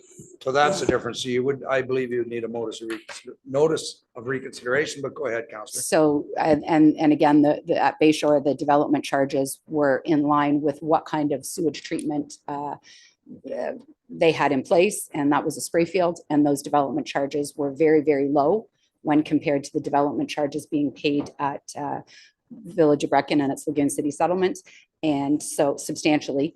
And that's because the people at the Village of Brechin and its Lagoon City settlement were paying for a sewage treatment plant and not a sewage works. So there's an inequity, and leaving this inequity in place has created division between communities. It leaves always one ward versus another. And it has nothing to do with the people, again, the people in the houses. The people of Bayshore are as wonderful as everybody else in the Township of Ramara. And this is an inequity that wasn't created by me, but it's there, and it's not going to change unless it gets changed by council. I'm not talking about fragmenting the systems. The standardized rate occurred in 2017, post the 2015 Hempson report. I have the 2016 rate bylaw and the 2017 rate bylaw. I can see what the changes were. I know how much they went up. And you know, and then to boot, we handed out multiple building permits at Bayshore after 2010 when this EA initiated, and there was no capacity for sewage treatment, but we were handing out, not me, no, I shouldn't say we, but building permits were being handed out. So where we've arrived at now is it just continues to add inequity to inequity, and there's no solution here. And then if we're going to remove, if we're going to go and apply for a grant to alleviate the Bayshore piece, why aren't we alleviating the piece at the expansion to Lakeshore? So we've completely acted in a very unfair, inequitable way. So I'm leaving that out there, and I think that we have Point to of do this order. equitably, and No. so my motion is on the floor. All right. But so the only correction, and I know what you're going to say, no, it's again, you're confusing new customers with existing customers. And Lakeshore are new customers that must pay the cost of joining into the system as compared to the existing customers that are having it repaired under their system. You have a motion. Do I have a seconder? We've had a great discussion on it. I do not have a seconder. So are there any other changes to the budget motions that council's wish? If not, we'll make sure we have a list. If you could read off what we're going to draft up here during the break, and then we'll break for lunch. Through the chair, the three motions that have been tabled until after recess are the motion to remove the winter patrollers positions, the motion to reduce the allocation to the fire budget reserve expenses, and the motion to remove the executive assistant to mayor, council, and corporate services. Fire repair, all right. And the last one is the motion to remove the coordinate, the assistance position, correct? Yeah. Okay, I'm just making a note of that. Is there any others? And then we'll take a break. Go ahead. Thank you. Councillor Brown. No amendments, but I was just because I'm going to have to do the rest from Zoom. I have an appointment this afternoon, so, and I probably have to leave before we even finish. But I'm gonna Okay. try to, after lunch, I'll come back in so that, try to do the amendments at least and then see how it goes. But if I have to, so I'll just stay Understood. home in case I have to jump Yeah, off. understand. So what time do we want to break till? 1:30. Everybody with, I'll just need a mover and a seconder through the yes, chair. so we will break till 1:30. Moved by the deputy mayor, second by Counselor Goff. All in favor, that is carried. And thank you for the heads up, Counselor. We'll look for you at Zoom at 1:30. Nothing confidential. If you can take it in the car.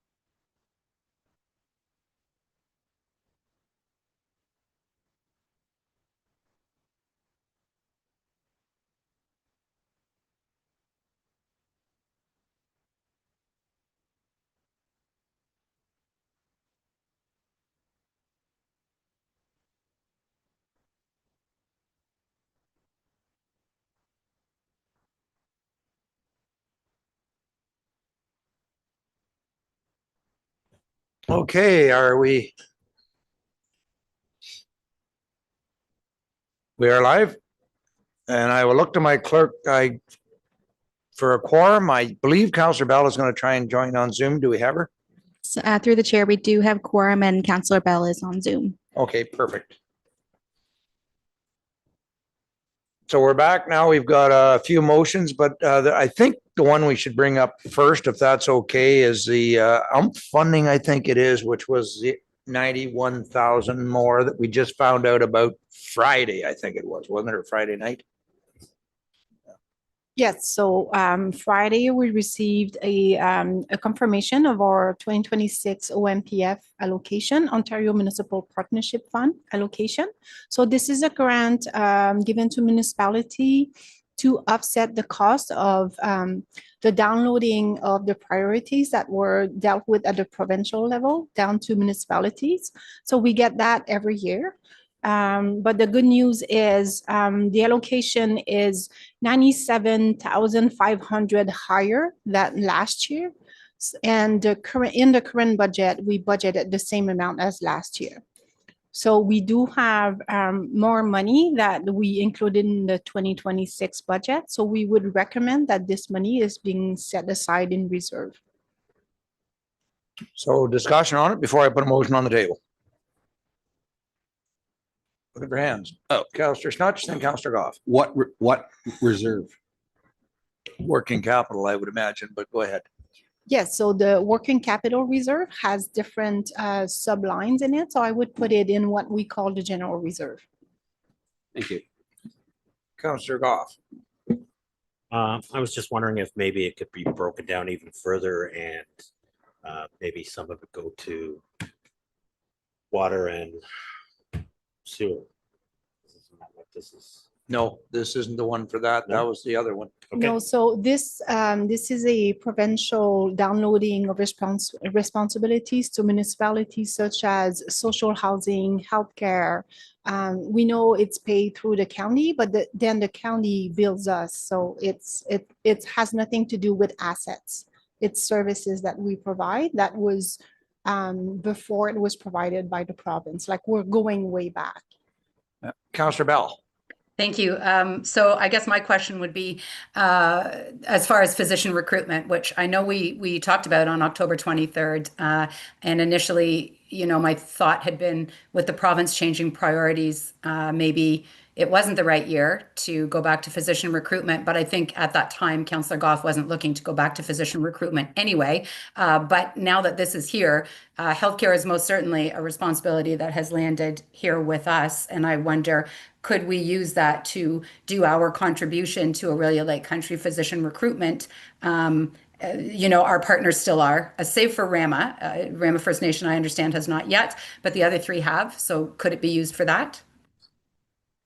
I think it can be used for whatever council directs it to, correct? I'm getting a nod from the treasurer on that. Yes, so this grant is, it's not a grant we need to apply every year. It's not for a specific project, is to offset operational expenditures. So anything falling under operational is allowed. Okay, Deputy Mayor? No, is it? Yeah, it's anything under operational. So Councillor Snodgrass. So that'll take the reserves that we're putting in reserves up to around 500,000 then from 400? That's where we were, right? 400? We currently have 883,000 going into reserve. Yes. So the net will be 500. Oh, the net? Between what we put in and what we take out. Well, it depends on the next amendments that council wants to. So I could provide that amount when everything is Well, finalized. maybe we should leave that amount to the end. Then we got $97,000 to. I haven't got a motion. We can deal with it whenever you want, or we can deal with the motions the council set aside. I just wanted council aware that there was that 97,000 so that it wasn't forgot about. Councillor Bell. I think I would like to put an amendment then to, or a suggested use of it then, and I would like to allocate $20,000 to Orillia Lake Country physician recruitment so that we can get back in collaboration with our Lake Country partners or collaborators. I guess it's more than a partnership. And then the remainder you would put into working capital reserve? Yeah, I mean, I think, yeah, and again, if we want to hold this until we do the other amendments, I'm okay with that too, because maybe other council members have something they'd like to contribute, but I would say that for sure that'll be an amendment I'll ask for then, that we go back to right. the country physician. So everybody's aware it exists now. I just wanted it out there. Why don't we deal with the amendments that we brought in first, and then we will deal this one at the end. I just wanted council well aware that this 97 was there. And because we only found out about it the other night. So on the amendments you've drafted up, I think the first one is to remove the winter patrollers. Do you have that now, Rebecca? I don't think we did the winter patrollers. No, we did the fire prevention officer. We never voted. We were getting the motion drafted up. So go ahead, Rebecca. Yes, through the chair, yes, there are 3 that were tabled for the break. So this one is drafted regarding the winter patrollers. That the 2026 annual mayor's proposed budget be amended to remove the following: page 79 infrastructure budget, change the allocation to the 2026 infrastructure budget by $64,800 to remove the 2 winter patroller 6-month contract positions, reflecting a $64,800 decrease to the levy funded portion of the budget. And I believe the mover is Councillor Bell and Councillor Snutch, I believe, on this item. Again, I won't support it. This is a compliance issue. So, but you know what? We had our debate on it. I apologize. We've already had the debate. Now it's just time to vote on it. So all in favor of the motion? 1, all opposed? That is defeated. Okay, so I apologize for starting to comment on something that I said we've already talked on. So the next was to reduce the fire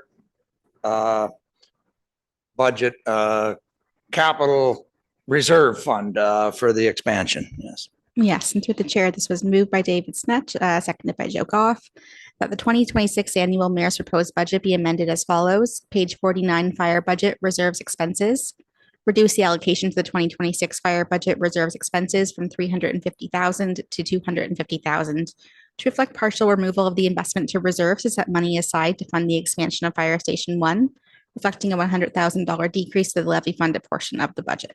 So it was originally 2, but I think council kind of agreed to go to the 100,000 on that one, I think. No, it's 350 is what was going in reserve. We're reducing it to 250 by removing 100,000 of the 200,000. 250,000. Yeah, but some is for trucks and like some is for equipment that we have to put in every year.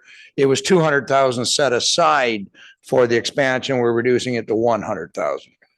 My suggestion would be direct that 100,000 you want to pull out to a reserve for the rest of the buildings. Instead of taking it out altogether, I would suggest move it over and start a reserve for when we get the 85,000 spent and we have to start repairing the others. So set up, I don't know what you would want to. Well, that would be my suggestion on that. Well, we can put an extra 100,000 in the meeting. That's right. But this is directing it to the general levy, like coming off the general levy, 100,000, reducing the 200,000 to 100,000. All right. I have a mover, I think was Councillor Snutch, and seconder, well, and this one was a Councillor Bell, was it, or was it, who did I have? Through the chair, Councillor Goff. Oh, it's Councillor Goff, second this one. Okay. All in favor? Okay, all in favor again, just so I can get a count. 1, 2, 3, that is carried. All opposed? Thank you. So that was to reduce the fire one to 100,000 for the building. And the other one was removal of the assistant, which was the assistant to the general manager and council. Yes, through the chairs, the motion that is prepared was moved by Councillor Bell, seconded by Councillor Snutch. That the 2026 annual mayor's proposed budget be amended to remove the following: page 29 council budget and page 37 administration budget. Change the allocation to the 2026 council budget by $39,500 and administration budget by $39,500 to remove the full-time equivalent executive assistant to mayor, council, and corporate services position, reflecting a $79,000 decrease to the levy funded portion of the budget. Okay, so we had our discussion on this. This is the motion. So I have a mover and I have a seconder. Unless it's clarification, and I'm not seeing any clarification. All in favor? Oh, yes. Oh, we'll get the motion up on the screen. Sorry, it's not up there yet. Oh, we usually bring it down for the vote. Yeah, we usually bring it down. The public want to see how we vote, so so there's a motion. Any clarification required on the motion? Yeah, we're just gonna reread it. Through your See worship, it. if you could just give us a quick moment. The treasurer just wants to double check the numbers. The numbers, okay, we'll double check the numbers.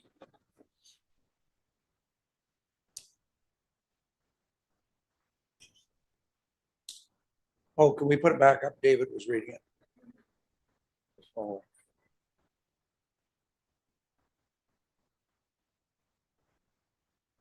Oh, we got the lights are off now. So it's easy. Through your worship, if I can, just to clarify that it should reflect 39,000, not 39,500. So total will be 78,000. So 39 and 39. So this is the assistant to the new general manager that we're still trying to hire. No, it's part-time.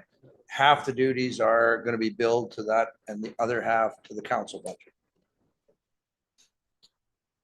It's a split employee, split duties. So it comes out of two different budgets. One's administration, one's council. Okay, if everybody's clear on the motion, we'll take it down because I know the public say they like to see us vote. All in favor? That's one. All opposed? That is 6. So that motion is defeated. So what I've got now is from the budget, we've removed 100,000 for the yard renovation at yard 1, and we've removed 100,000 from the reserve for the fire. And what's the word for it? Expansion, fire hall expansion. Have been removed from the budget.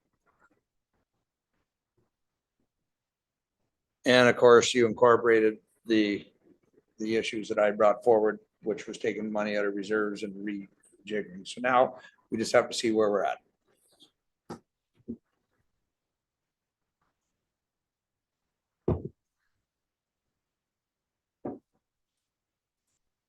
Start the day.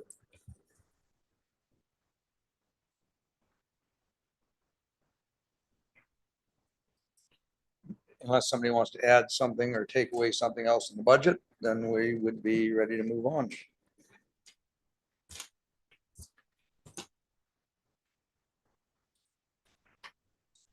No. So with these amendments, right now, the increase on the tax rate is 4.05, which means $25.36 increase per year by 100,000 assessment. All right. So if I have no further, Councilor Deputy Mayor Bell. Can you also give us the blended rate? You'd have to go with the 4%, I think. Sorry, I also didn't hear what Mano said. Oh, 4.05%, which equals 25,000 per $100,000, $25, sorry, per 100,000 assessment. So the estimated blended rate is at 3.3. 3.3 is your blended. Your worship, we just have the final motion, which is the motion regarding the grant funding. Oh, the grant funding. We still haven't dealt with it. Sorry, I almost forgot. Yeah, the 97,000. And right now, your worship, it goes to general reserve. Right now, it's where the motion would be to put it in, or that's just where it would automatically end up, right? So it's, the motion would be to put it, is it going in the general reserve or you need a motion to do that? Through you, worship, Yeah. just because we found out prior to the finalization of the budget process, we should pass a motion to support it going into the general reserve. Okay, so that's the motion. Would you move that motion? Councillor Goff, second to the deputy mayor. I have an amendment to that motion. Councillor Bell. Thank you. Yes, I would like to amend that we allocate $20,000 to our Orillia and Lake Country physician recruitment program in keeping with our partners at Lake Country, our collaborators at Lake Country. Okay, I'll look for comments and then a seconder. Comments? Yeah, I think the only comment I had is I initially made the invitation for them to come and do a deputation because I think we needed to get back on track with it. So I'm not opposed to it. We did put $20,000 in that last year for the budget, so it's still in their reserves right now. What I asked for them to do when they came back into the deputation is work with staff to come up with some kind of collaborate, some kind of an agreement that would also benefit our residents. Because what we were seeing is we were putting the money in and our residents, there was no improvement on people looking for doctors still in Ramara. So what we've asked for them to do is come back and collaborate with their staff somehow. How do we get our percentage out of that? How do they protect? So if we put 20,000 and that's 20% of the amount put towards it, then the next doctor that comes to town, 20% of their patient availability should be left to Ramara residents. We want something that's fair and equitable to us. We do believe that we should be doing this. I was part of the initial doctor or physician recruitment in Orillia, and I think it's a great program, but I think we need to negotiate this so that it actually we protect ourselves and not just give money to go to parties and kind of fly around and we don't see the benefit for our residents. So I would hold off because we have 20,000 reserves right now until that's done. Oh, sorry, a couple more comments and then I'll look for a seconder. Councillor Snutch? Yeah, I think we should, if we are going to take 20,000, I suggest we reduce our costs in the, in running the Good Doctors program. We're spending $100,000 a year. Before we go to doctor recruitment, we need to reduce that 100,000. So I'm not in favor of it. Oh, there is 20,000 right now in a reserve. Yeah, that we put there last year. That's So, different. Councillor Goff. I was gonna say, we have that $20,000 in reserves now.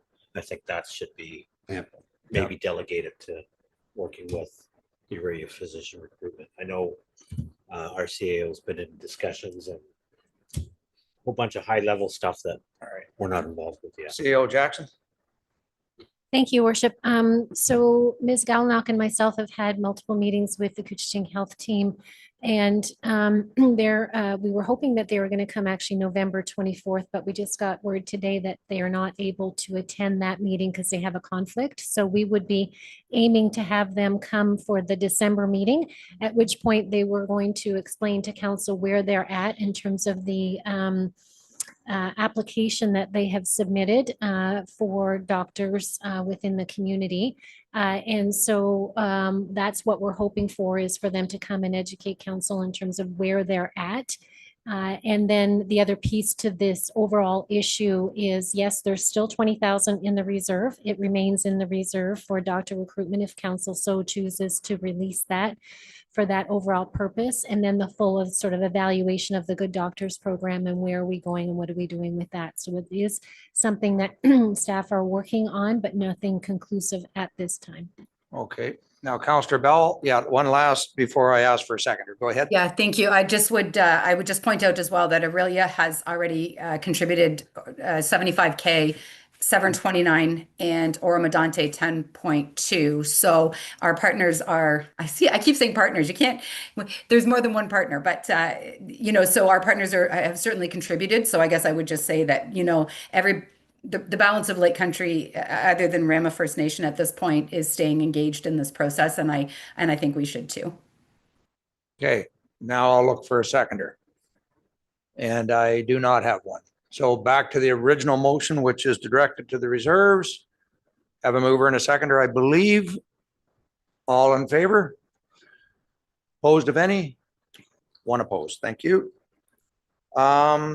I think that's all I had for the budget, unless anybody has anything else. Councillor Goff. Just a question, with the 97,000 that we just put back into reserves, does that lower the? No. No? No. Okay. No, because it wasn't in the original. Yeah. So there's nothing further on the budget, then that's the end item 7.1. Again, it's a little different now. It doesn't require a motion to approve the budget. It would be nice if you did, but it's not required. So next I would recommend, we're on 7.2, that council receive and, yes, is there more? Sorry, I was going to say I'm doing stepping out, so I didn't want to just disappear. Oh, okay. Thank you, Councillor. Thanks. Thank you. So is there anything else on the budget, Mano? Oh, there is. Okay. Yes, there's items 7.2 that we need to address. Yes, no, I was going on to 7.2, which is the Ontario regulation. And there is a suggested motion for that. If I'm sorry, Your Worship, just to conclude the budget process, Yes. though. So where we're at right now is we have dealt with all of the amendments. You do have the ability to veto if you so choose. You had indicated you may reduce that time period, your call, Yes. to determine that. And so we will await any veto from the mayor. If there is a veto, then there potentially could be an opportunity for council to deal with that at the November 24th meeting. And it would be the veto only that It- you would be dealing Correct. with. Yeah, and if the mayor does not veto, then we have a budget for 2026. There's a few things that are concerning me, but I always like to spend the night to mull things over and think, and then I'll have my answer to council very, very shortly. Certainly leave you 15 days or 10 days? I will make sure I leave council. If I veto, you will have the full 15 days to be prepared prior to the next meeting. So that means I will be doing it by Thursday of this week. But I think I'm okay, but we'll see. I always like to go home and think things over. All righty. If not, then that is the budget. If there's no veto, the budget cycle is completed. So now if we can go on, is it 7.2? And I do have a suggested motion. So if you would go ahead, Rebecca, and then we'll go through the document. Through the chair, the motion is as follows. That council receive and adopt report TR 0725 to meet the requirements of Ontario Regulation 28409, which requires municipalities to explain the impact of excluded non-cash expenses, such as amortization and employee benefits, on the township's overall financial position. Okay. Could I have a mover to receive? Councillor Goff, second by the deputy mayor. Okay. Anything you want to add to it, Mano, before I put it open for questions? So this version of the budget is to be compliant with the OREG 284-09. It doesn't have any impact on the budget that we just reviewed.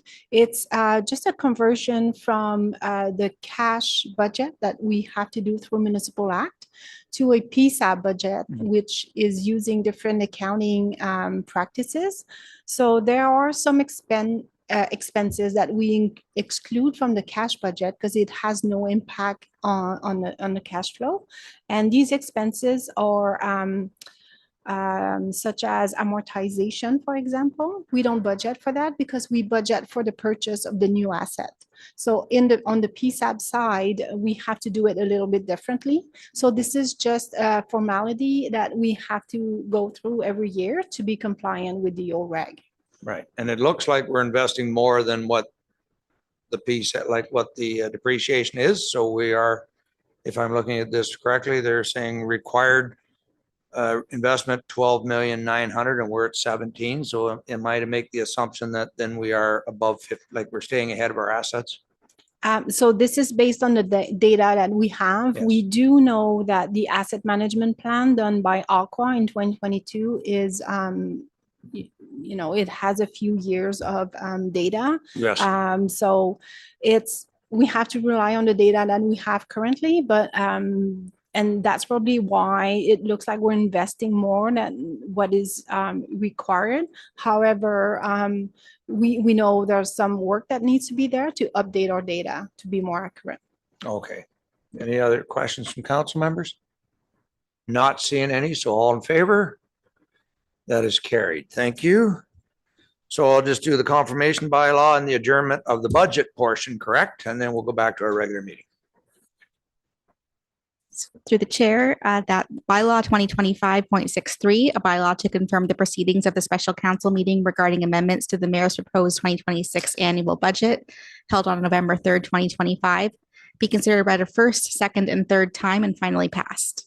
Okay, moved by Councillor Goff, second by Councillor Tuyu, and you'll notice that during the budget, I did not require motions to be second to put on the floor because it was a budget and I thought we should have a hearty debate on every issue. So I was more lackadaisical on the rules. I allowed some debate first prior to asking for the seconder so that everybody had an equal opportunity to get their thoughts out there. It is the most important document we do every year. So with that, all in favor of the confirmation, that is carried, and our adjournment.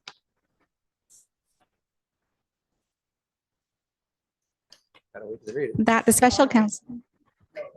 Yeah, yes, go ahead, just the adjournment of the budget. That Portion? the special council meeting regarding amendments to the mayor's proposed 2026 annual budget held on November 3rd, 2025 be adjourned at 1:57 PM, and that the regular council meeting of November 3rd, 2025 be reconvened. Moved by Counselor Snutch, second by Counselor Tuyu. All in favor? That is carried. So we are back into our agenda. Do I need a motion to reconvene? Through the chair, that was just done through the adjournment. Oh, that was motion. done through the adjournment. So then we can, I have to get my reading glasses on here. Eyes are getting tired. Deputations, we have none. Open public forum, I had none on the general agenda, only the one on the budget, actually.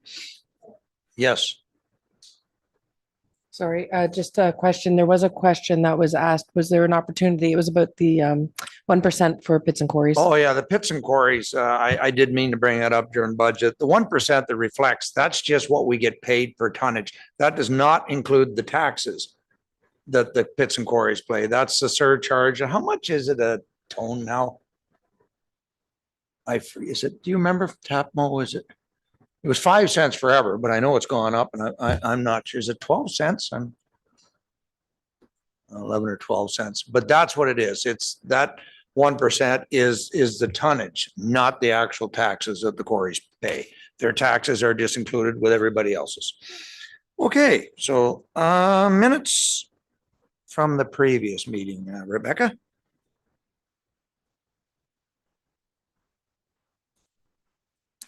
That the minutes of the following meetings be adopted, having been printed and distributed. Council meeting minutes dated October 20th, 2025. Special council meeting regarding 2026 budget review minutes dated October 23rd, 2025. The minutes are moved by Counselor Fisher, second by Counselor Tuyu. Any business or questions arising for the minutes? Not seeing any, so all in favor? That is carried. So now the motion to reconvene in the committee of the whole. Go ahead, convene in the committee. That council recess and convene as committee of the whole at 1:59 PM. Moved by Counselor Goff, second by Counselor Fisher. All in favor? That is carried. Thank you. Open session, motions arising from closed. There were no closed. Council reports, there are none. Board and committee reports, there are none. Council referral reports. In front of us here, we have 11.41. And this is an update on the tree planting. I'm going to open up my agenda now. Give me 1 second. And Laura, is there anything you want to add to this report while I try and get it open? Through you, Mr. Mayor. No, just a quick summary is that the funding is open every year. So we can go through and work with the LSRCA on any future needs that we would need. What staff would like to do is do a review and determine if there are some additional trees needed in other locations, and then work with them. We would also engage the community ahead of those decision-making, and then bring it back for council's consideration. Okay, so Counselor Snutch. And this can go in any township property, correct? Through you, Mr. Mayor, yes, that's our understanding. So can you please keep in mind that the Lake St. John Park, where we're going to remove those trees, is going to be in desperate need of new trees to provide shade and comfort up there. That's But all. unfortunately, these trees are like 4 inches high. I know, Yeah, I but know. it's a start. Yeah, you get Put 'em- those ones, and if we can afford it, you plant some large ones as well. Counselor Fisher. Thank you. Does township property include road allowance? Like I know that the intent is to replace dead, diseased and dying trees, but we do have some of our road allowances where there's a bunch of snow drifts that come across the different roads. Through you, Mr. Mayor, this is specifically from the LSRCA, so I want to make sure that the function is looking at things like soil erosion and shoreline protection for it. That being said, there are other opportunities for tree grants that we can look at those other locations. Road allowances, I do want to be very careful with those because we can cause other, as much as trees give us benefits, they can also have some conflicts as well. So we want to be very careful about what we do with that, but we could look at other tree grants and or a tree replanting program, which would be another budget request in future years. Follow up, yes. Thank you. So the one thing that, and maybe the document wasn't quite at completion when council had asked to get the trees in the locations where they ended up this past year, is we now have a completed master rec plan, which did identify the need for open green spaces. So I just want to make sure that we're not in contradiction of between documents and priorities. Just to be cognizant of that, because that was some of the concerns that I had is we just identified we need these green spaces and now we're filling them and reforesting areas that we had actually intently cleared. Through you, that's our intent, is to make sure that we don't have those conflicts and we have that vision and that plan going forward that's clear to everybody. Okay, thank you. Okay, Rebecca, if you want to read the motion and.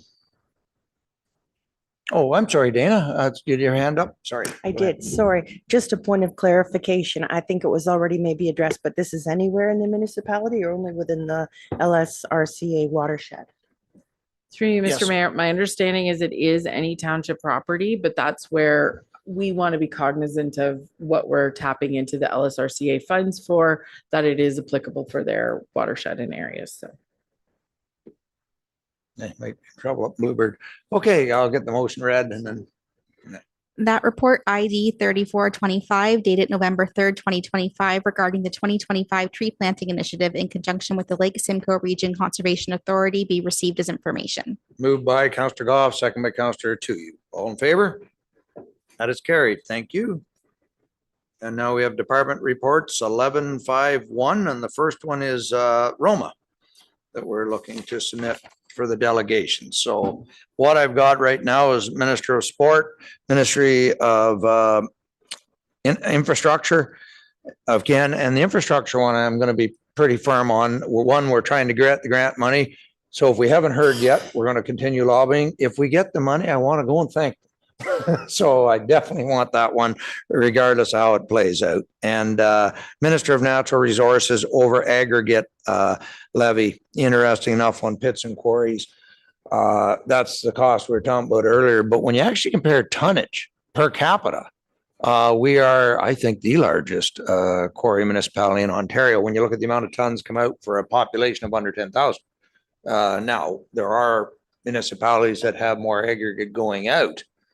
But we are offsetting this cost with a very small tax base, and we've got to start getting more money from these quarries to keep up the infrastructure that they require. So that's a debate we're hoping to have with the Minister of Natural Resources on that one, because when you're a small municipality with this many large trucks, there is a cost to the locals here, and we don't have the tax base to absorb it. Any others? Councillor Goff. Prior to AMO last summer, we had talked about getting ready to meet with the Minister of Transportation, and staff was supposed to do whatever handiwork they needed regarding the crossing. We were supposed to have some basic numbers.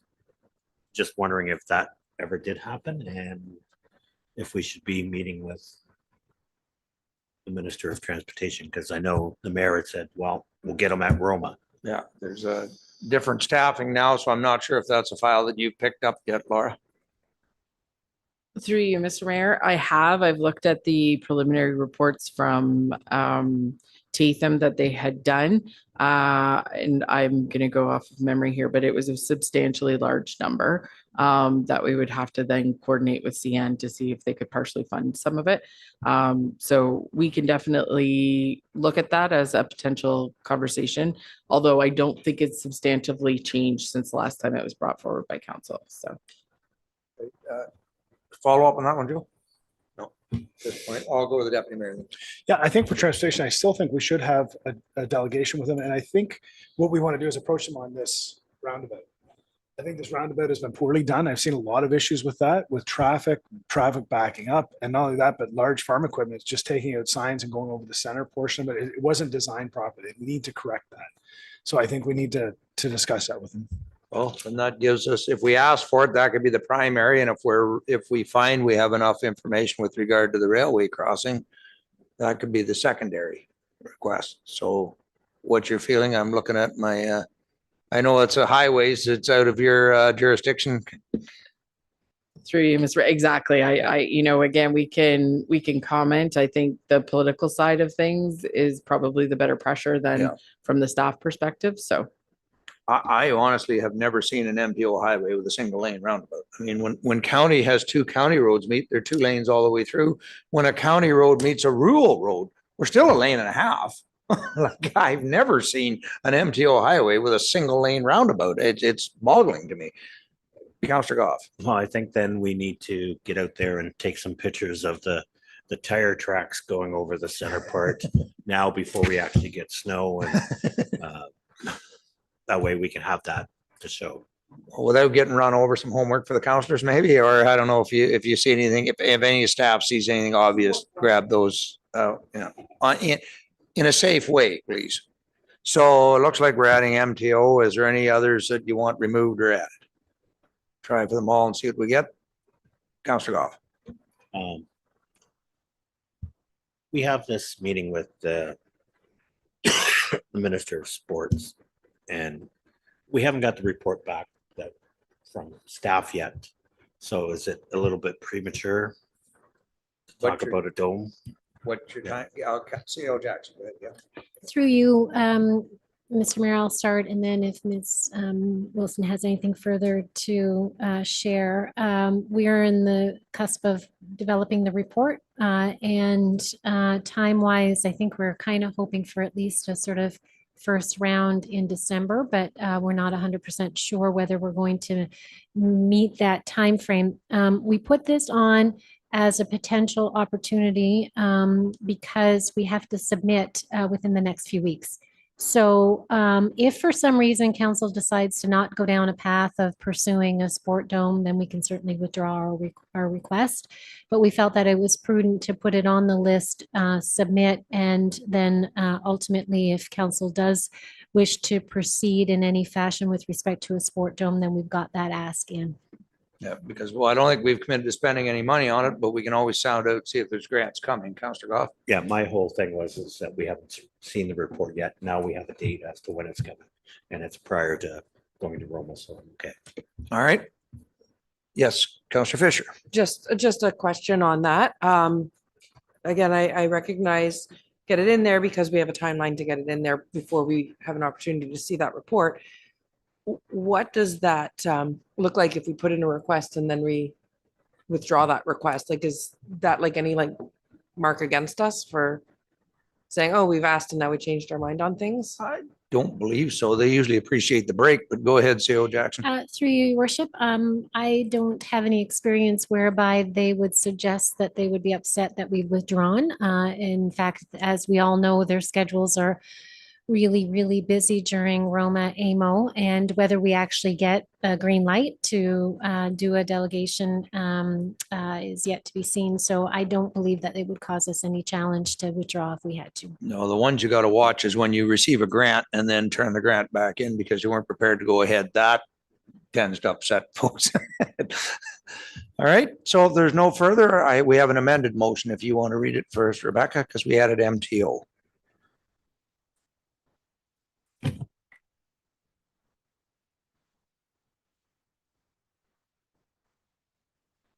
Through the chair, the motion with the MTO added is as follows. That report AD 2525 dated October 27, 2025 regarding proposed delegation topics for Roma 2026 conference be received. And that council approve the submission of the proposed delegation topics for the 2026 Royal Ontario Municipal Association Roma conference. And that the topics submitted shall include the following: Ministry of Sport regarding funding opportunities for sports domes, Ministry of Infrastructure regarding further funding opportunities for infrastructure, water/wastewater, Ministry of Health regarding doctor recruitment in rural areas, Ministry of Natural Resources/Ministry of Finance regarding municipal aggregate levy taxation, pits and quarries, and Ministry of Transportation regarding roundabout at Highway 12 and County Road 169. And that staff be directed to submit delegation requests prior to the Roma delegation meeting request deadline of November 18th, 2025. And that report AD 2525 be referred to the November 3rd, 2025 council agenda for same day ratification. Okay. Moved by Deputy Mayor, second by Councillor Tuyu. All in favor? Opposed, if any? That is carried. And that will actually be ratified today, which is what we're coming up next, consent agenda. So we need a motion to rise from committee of the whole and resume as council.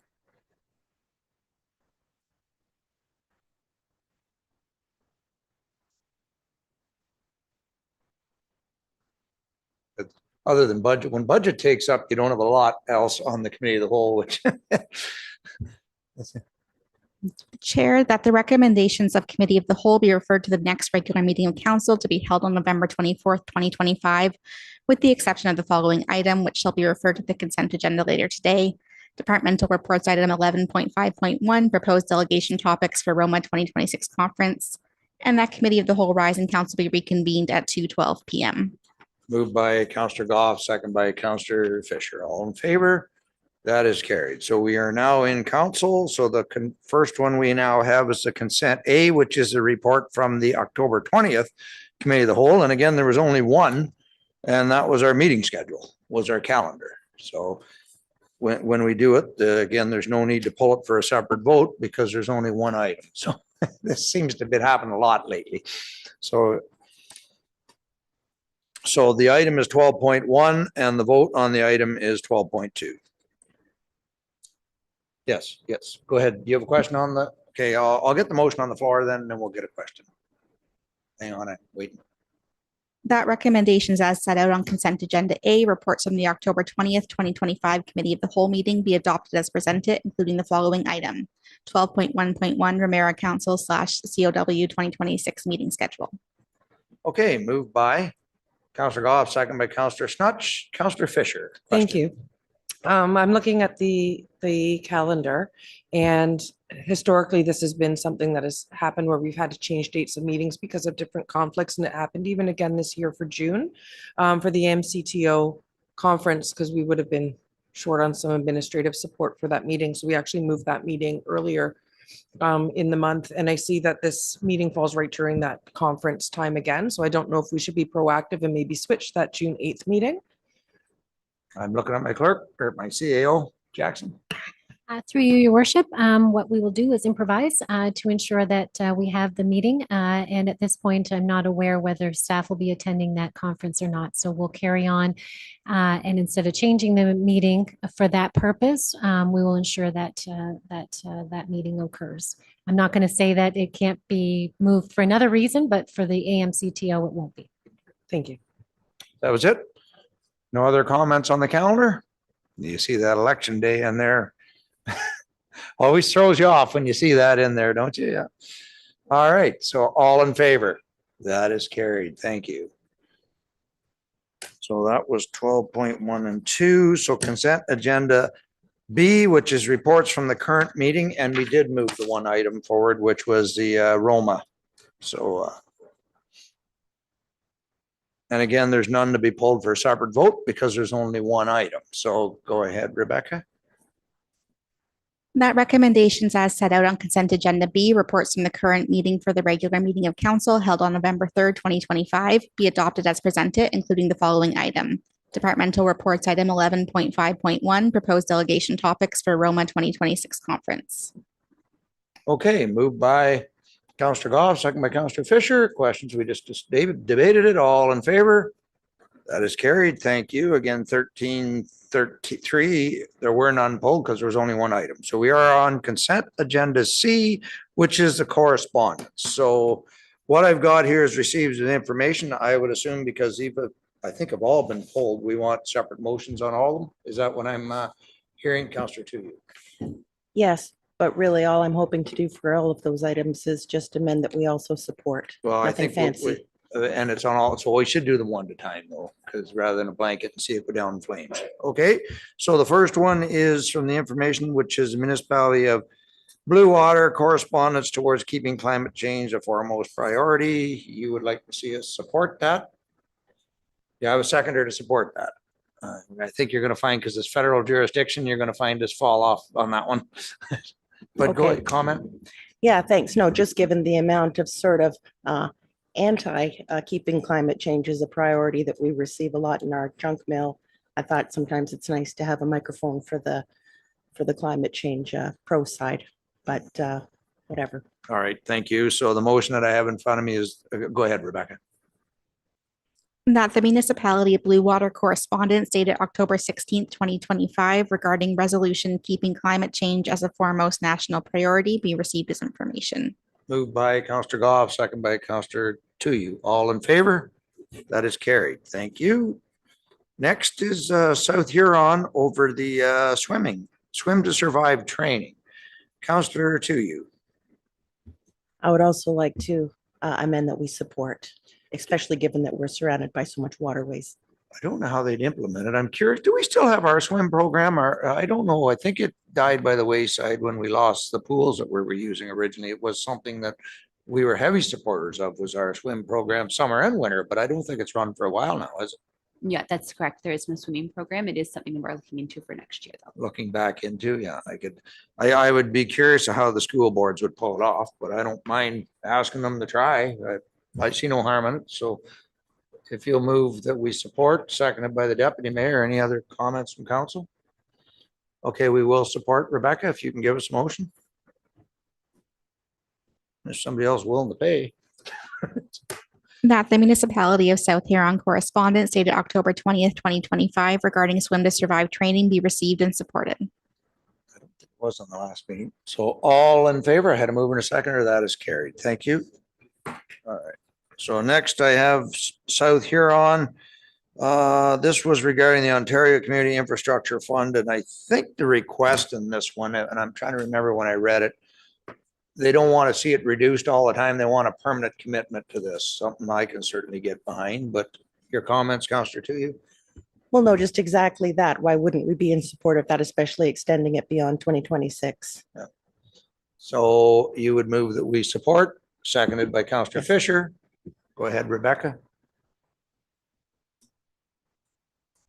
That the municipality of South Huron correspondence dated October 23rd, 2025 regarding Ontario Community Infrastructure Fund be received and supported. And I had a mover and a seconder, all in favor? That is carried. Thank you. The next one, I think you're barking up a dead tree, but let's try Counselor to you, and that's down to Ajax over the speed cameras. And did it receive royal assent yet? Thought it was today, wasn't it? Yeah, but at No. the time of the CIP, it had not. So I was feeling like maybe we had a last chance of bringing that back for the school zones, but I guess not. I think it's lost, so we might as well just, they weren't going to budge on that one. That was a particular sore spot with the premier, and it's unfortunate. I mean, many mayors reached out directly and trying to convince them that it wasn't being abused. It was school and safety zones, but mine was made up on it. So just a motion to receive, Rebecca. That the town of Ajax correspondence dated October 22nd, 2025 regarding provincial decision on automated speed enforcement, ASE, be received as information. Thank you. Moved by Counselor Goff, second by Counselor Tuyu. All in favor? That is carried. And the next one, I think we're kind of in the same boat because they just made an announcement on the conservation authorities about merging some of them. But your comments, Counselor, on this one about freezing the fees. Well, it just made sense to me about having this come from higher up rather than downloading those costs onto the taxpayer. So that's where my mind was. Yeah, I think the idea was the planning fees were to cover the planning application, which is what they always tell us we have to do. But then they put a freeze on the planning fees, which means it goes on our yearly levy. Again, I mean, I'm certainly see no harm in supporting it. I just don't know. They've got them under the microscope right now. Joe, you're our Well, I representative. kind of think the Regional Conservation Authority had a meeting today that, of course, I'm here because the budget could make to discuss the press release. And basically, there's going to be an Ontario-wide conservation authority, so they're all going to be sort of compounded. We don't know what it's going to look like because there are a lot of conservation authorities vary in so much in size, how much actually they do and look after. So I think this is kind of a pointless thing to support right now until we know exactly where they're at, direction and it's going to happen. Counselor Fisher. I hear what you're saying, Councillor Goff. However, if they are looking at making all these changes, then perhaps one more drop in the bucket with a voice saying, hey, when you're making these changes, keep this in mind, and just have another voice saying, hey, we know these changes are coming. We recognize this is something that's been a problem for us. So when you're making these changes, it's also bothering us. So can you keep it in mind to not have a freeze on it? So I will support. So we have a mover and a seconder to support.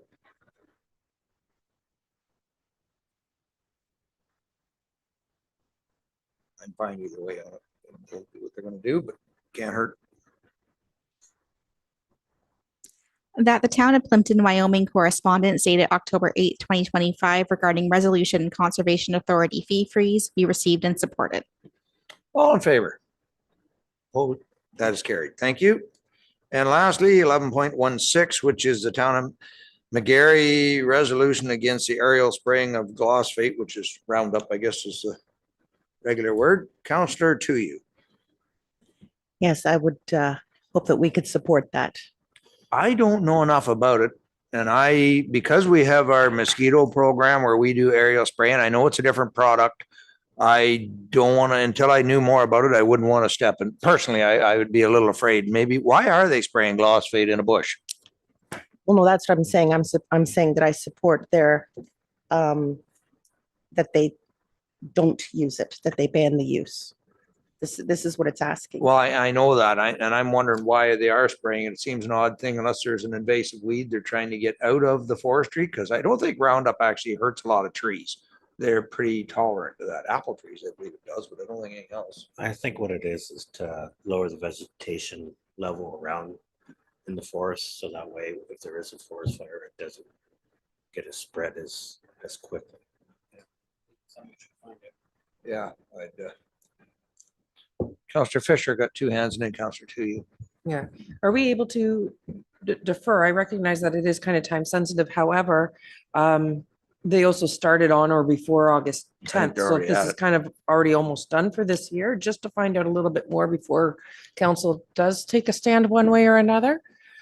Because there's not much information as to the purpose as to why the province is wanting to, even within this resolution of the town of McGarry, it doesn't actually identify if it's for forest fire control, if it's for invasive species, is it's for they're burning through their budget so they can get more money next year. We don't actually know. So is there a way we can defer to have a better conversation rather than speculative?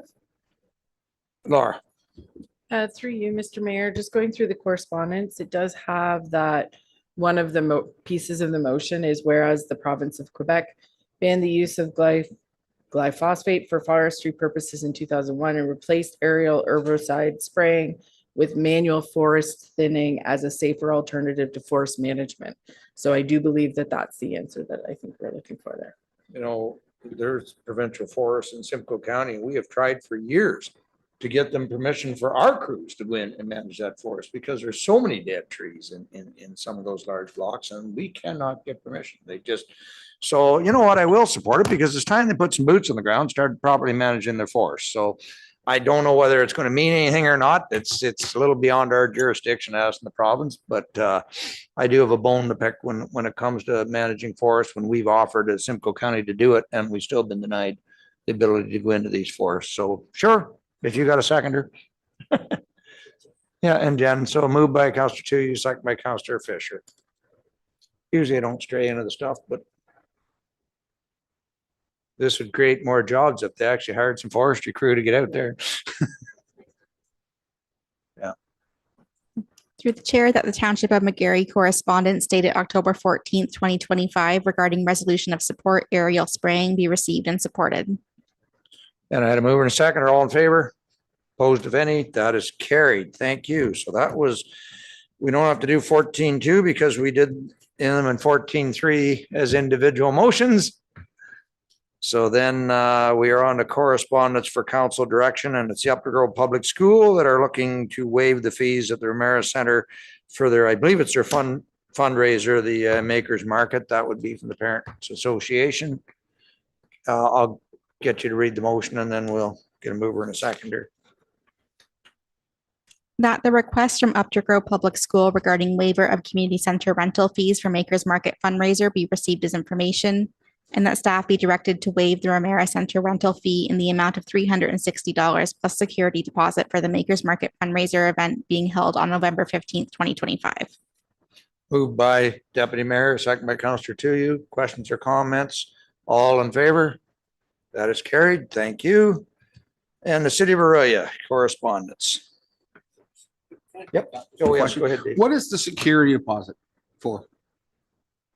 Clean up, I think, is what we usually have. Damages or Thanks, Dan. That's- Brittany, yeah, go ahead. Through Sorry. you, Mr. Mayor, that's correct. If there's any damages or anything to the building when the people are done renting it, that's what the security deposit's for. Well, if I Break a had to- window or something when they're if carrying. I had to do this over again, I would have said that they should have the security deposit and get it back when they're finished, but it's not a big enough issue. Not a big enough. All right. We waived it. Okay. In the future, keep an eye on that one. Have the security deposit and yeah, withhold that one. Okay. So 15.2, correspondence from the city of Orillia. That the correspondence from the city of Orillia dated August 12th, 2025 regarding recreation funding agreement be received as information. I think this is the one you said you didn't see originally, Dave. Yeah, So it's I just to got it. receive, I have no interest in paying user fees. I think that's up to the individual, but Deputy Mayor. I think we should have our staff meet with them. I do, because I'd like to know the numbers they're talking about. These might help us with our own studies when we're looking at a sports dome, if we're looking at collaboration or future involvement with them helping pay for our programs. I think it's worth the conversation to see what they're looking for. And just more information for us than it is with the intent of giving money. That's just my thought. So I'm looking at the CAO. You got any contacts in the city of Orillia you can find to meet with? No. Through you, your worship, absolutely. I mean, when all is said and done, as a direct neighbor, we should always have those open conversations. This particular ask is asking council to consider providing almost a sort of subsidy, if you will, so that the residents of Ramara do not have to pay essentially a 25%, or I'm not sure what the number is right now, premium over residents. And so any collaborative efforts for shared recreation, absolutely, those conversations should always be happening. In this particular case, this is a direct ask for the use of their facility. So certainly your call, whether you want to hold this in abeyance pending outcomes of any conversations that may occur, you certainly can. But if it's council's decision at this point in time to not provide that subsidy, then you could receive it as information with the clear understanding that staff should be meeting with neighbors on a regular basis to talk about any sort of collaborative type opportunities that may or may not exist. So your call as to whether you want to actually receive it or hold it until we have those conversations. Yeah, I don't know what the membership, I don't even know how much the membership fee is. I guess one fee covers everything. I'm not sure. They're saying it's 260,000 is what they're contributing. The 13% residents is that what they're saying? The 25% is to them, $260,000? I just question that math a bit. What they're saying, your worship, is that based on the use of their recreation facilities and the programs used by Ramara residents in their accounting, they're suggesting that represents 13% of all City of Orillia recreational usage. And their submission is that equals about $260,000 that would be required from the township to waive those additional non-resident fees. Yeah, I would find it hard to believe the non-resident fee, the 25% is equal to 260,000. But Dave, go ahead. I believe the 260,000 is the shortfall they're running in their program, and they're trying to figure out ways to do it. And they realize that they have to, one of the suggestions is to raise the fees for the non-residents, which should be all the Ramara residents. So I think that's what they're looking for us to pay 13% of their shortfall. But I would like staff to take a couple notes here if they are going to look into this. They don't tell us in this how many members they do have that are from Ramara. And I think we need to know, because if it's only one, it's a pretty silly decision, isn't it? If it's 1,000, it might be better. But we also need to know how many members they have, both youth, seniors, and regular members. Now, Gail just mentioned that there was a price increase of 25%. Was that, did I miss that somewhere? Is that, they actually figured it out already? Through you, your worship, if I wish to join the recreation facility in Orillia, I would pay 25% more than an Orillia resident Yeah, so because I'm a 25% non-resident. I don't know if that 25% has changed. I'd have to double check that, but that was the last. Oh, you think we're already paying that now? Oh, No, we're paying that a- now. We are Yeah. paying something now. I don't know if it's 25%. We're, to join the recreation facility, it is right now, or last. Extra for was Ramara right now. Correct. And That's they're correct. offering to offset that. Yeah, and what they've said, just so we're clear too, is it is generalized to address the ongoing use of our recreation facilities and programs.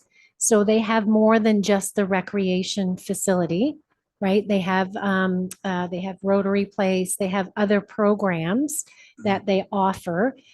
So this is, from what I can read, it seems that it is all of their recreation facilities, not just the Orillia Rec Center.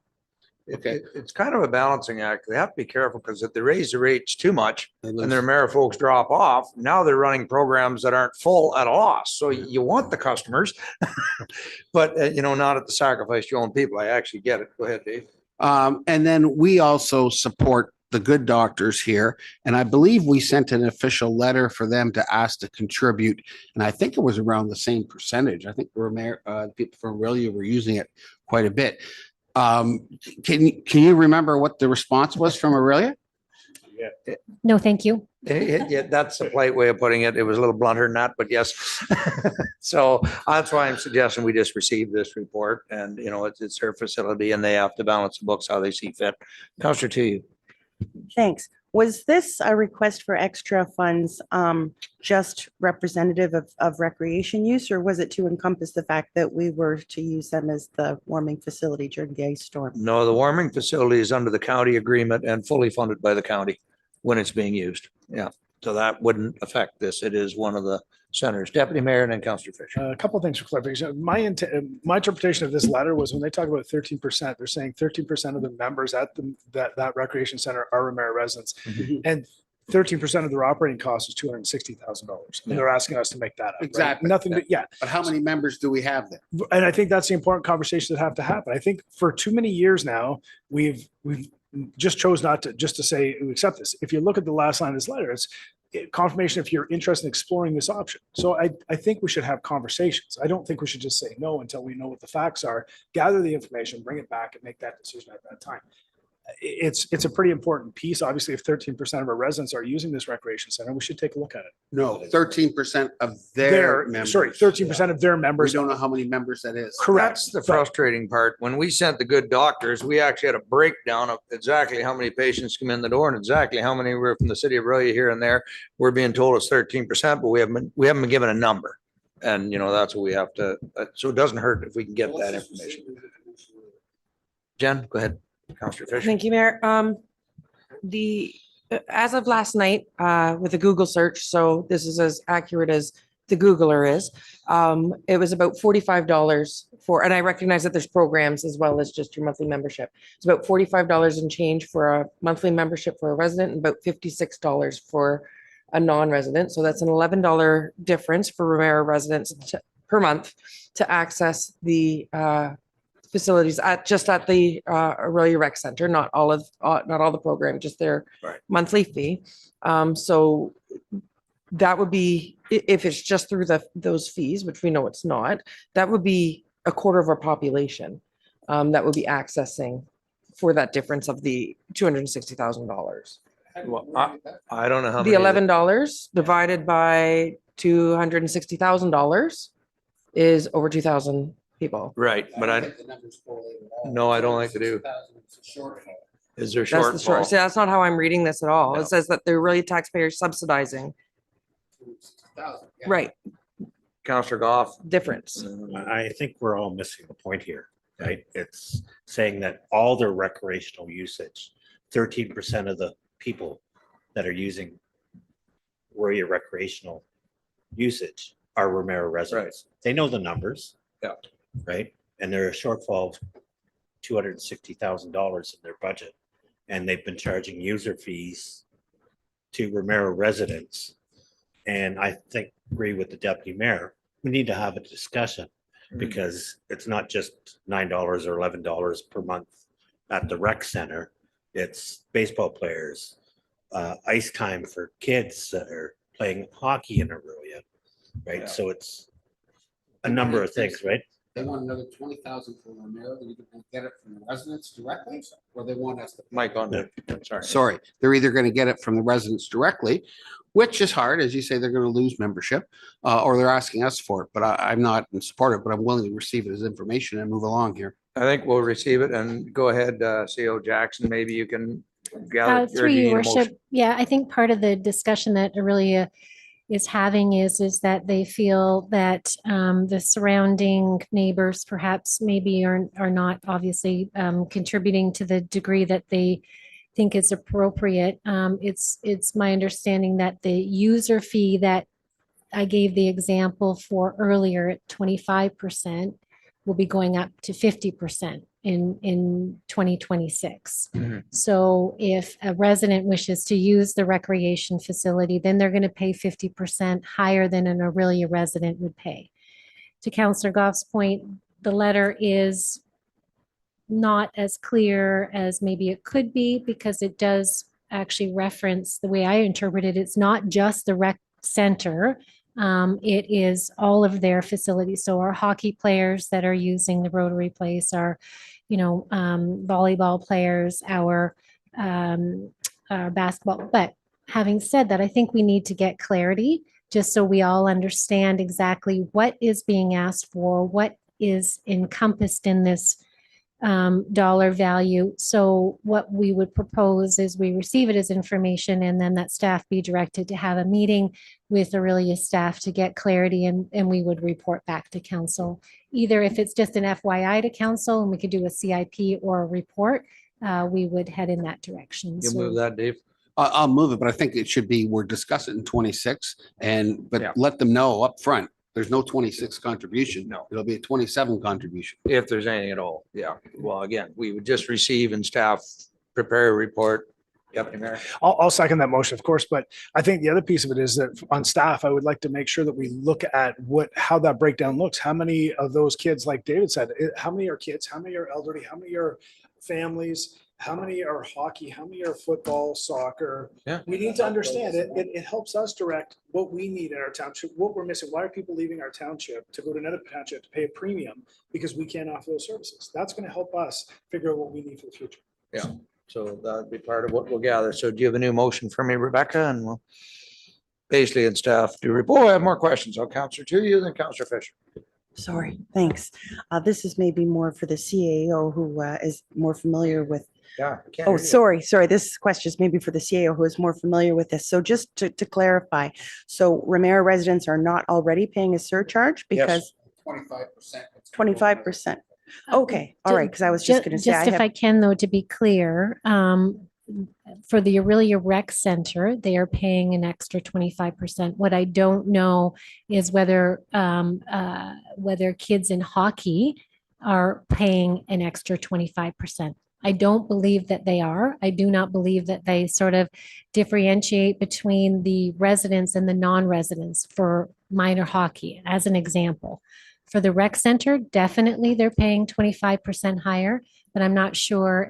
Perhaps Brittany, do you know whether they're paying additional for hockey or any of the other sports? I don't believe hockey they do, but for other things like camp, day programs, that type of thing, there is already a non-resident fee associated with those, which is the one there. The third paragraph in there, I find it a little bit, second paragraph is a little bit confusing because it says the city is looking to introduce a non-resident usage surcharge, which there already is one. So I definitely think there's some questions to be asked. And I will also add that the Township of Severn and Oromadonti also received this same letter with just different values. Yeah. Okay, Yeah, thanks. it's funny. Yeah, they seem introduced. They seem to be unaware they already had it. But again, the hockey, that's a different association that actually rents the arenas from the city. So it's much like our soccer out here. We don't run the soccer program, it's run. So we've never had a user fee for out of towners. We really have no way of gathering that information because they're registering through the soccer league. We just approve for however many 100 players that there is. It used to be 900. I have no idea what it is now. Councillor Fisher. Thank you. Might I suggest with that motion, because it was mentioned whether it comes back as report or CIP, I believe we should probably be asking for a report because should it come over as a CIP, it's going to be pulled anyway for discussion. Right. So No, just it'll be a have it report. written as a report in the first place. No, it would come as a report because we want to want that information correct. I'm getting the nod from the CAO.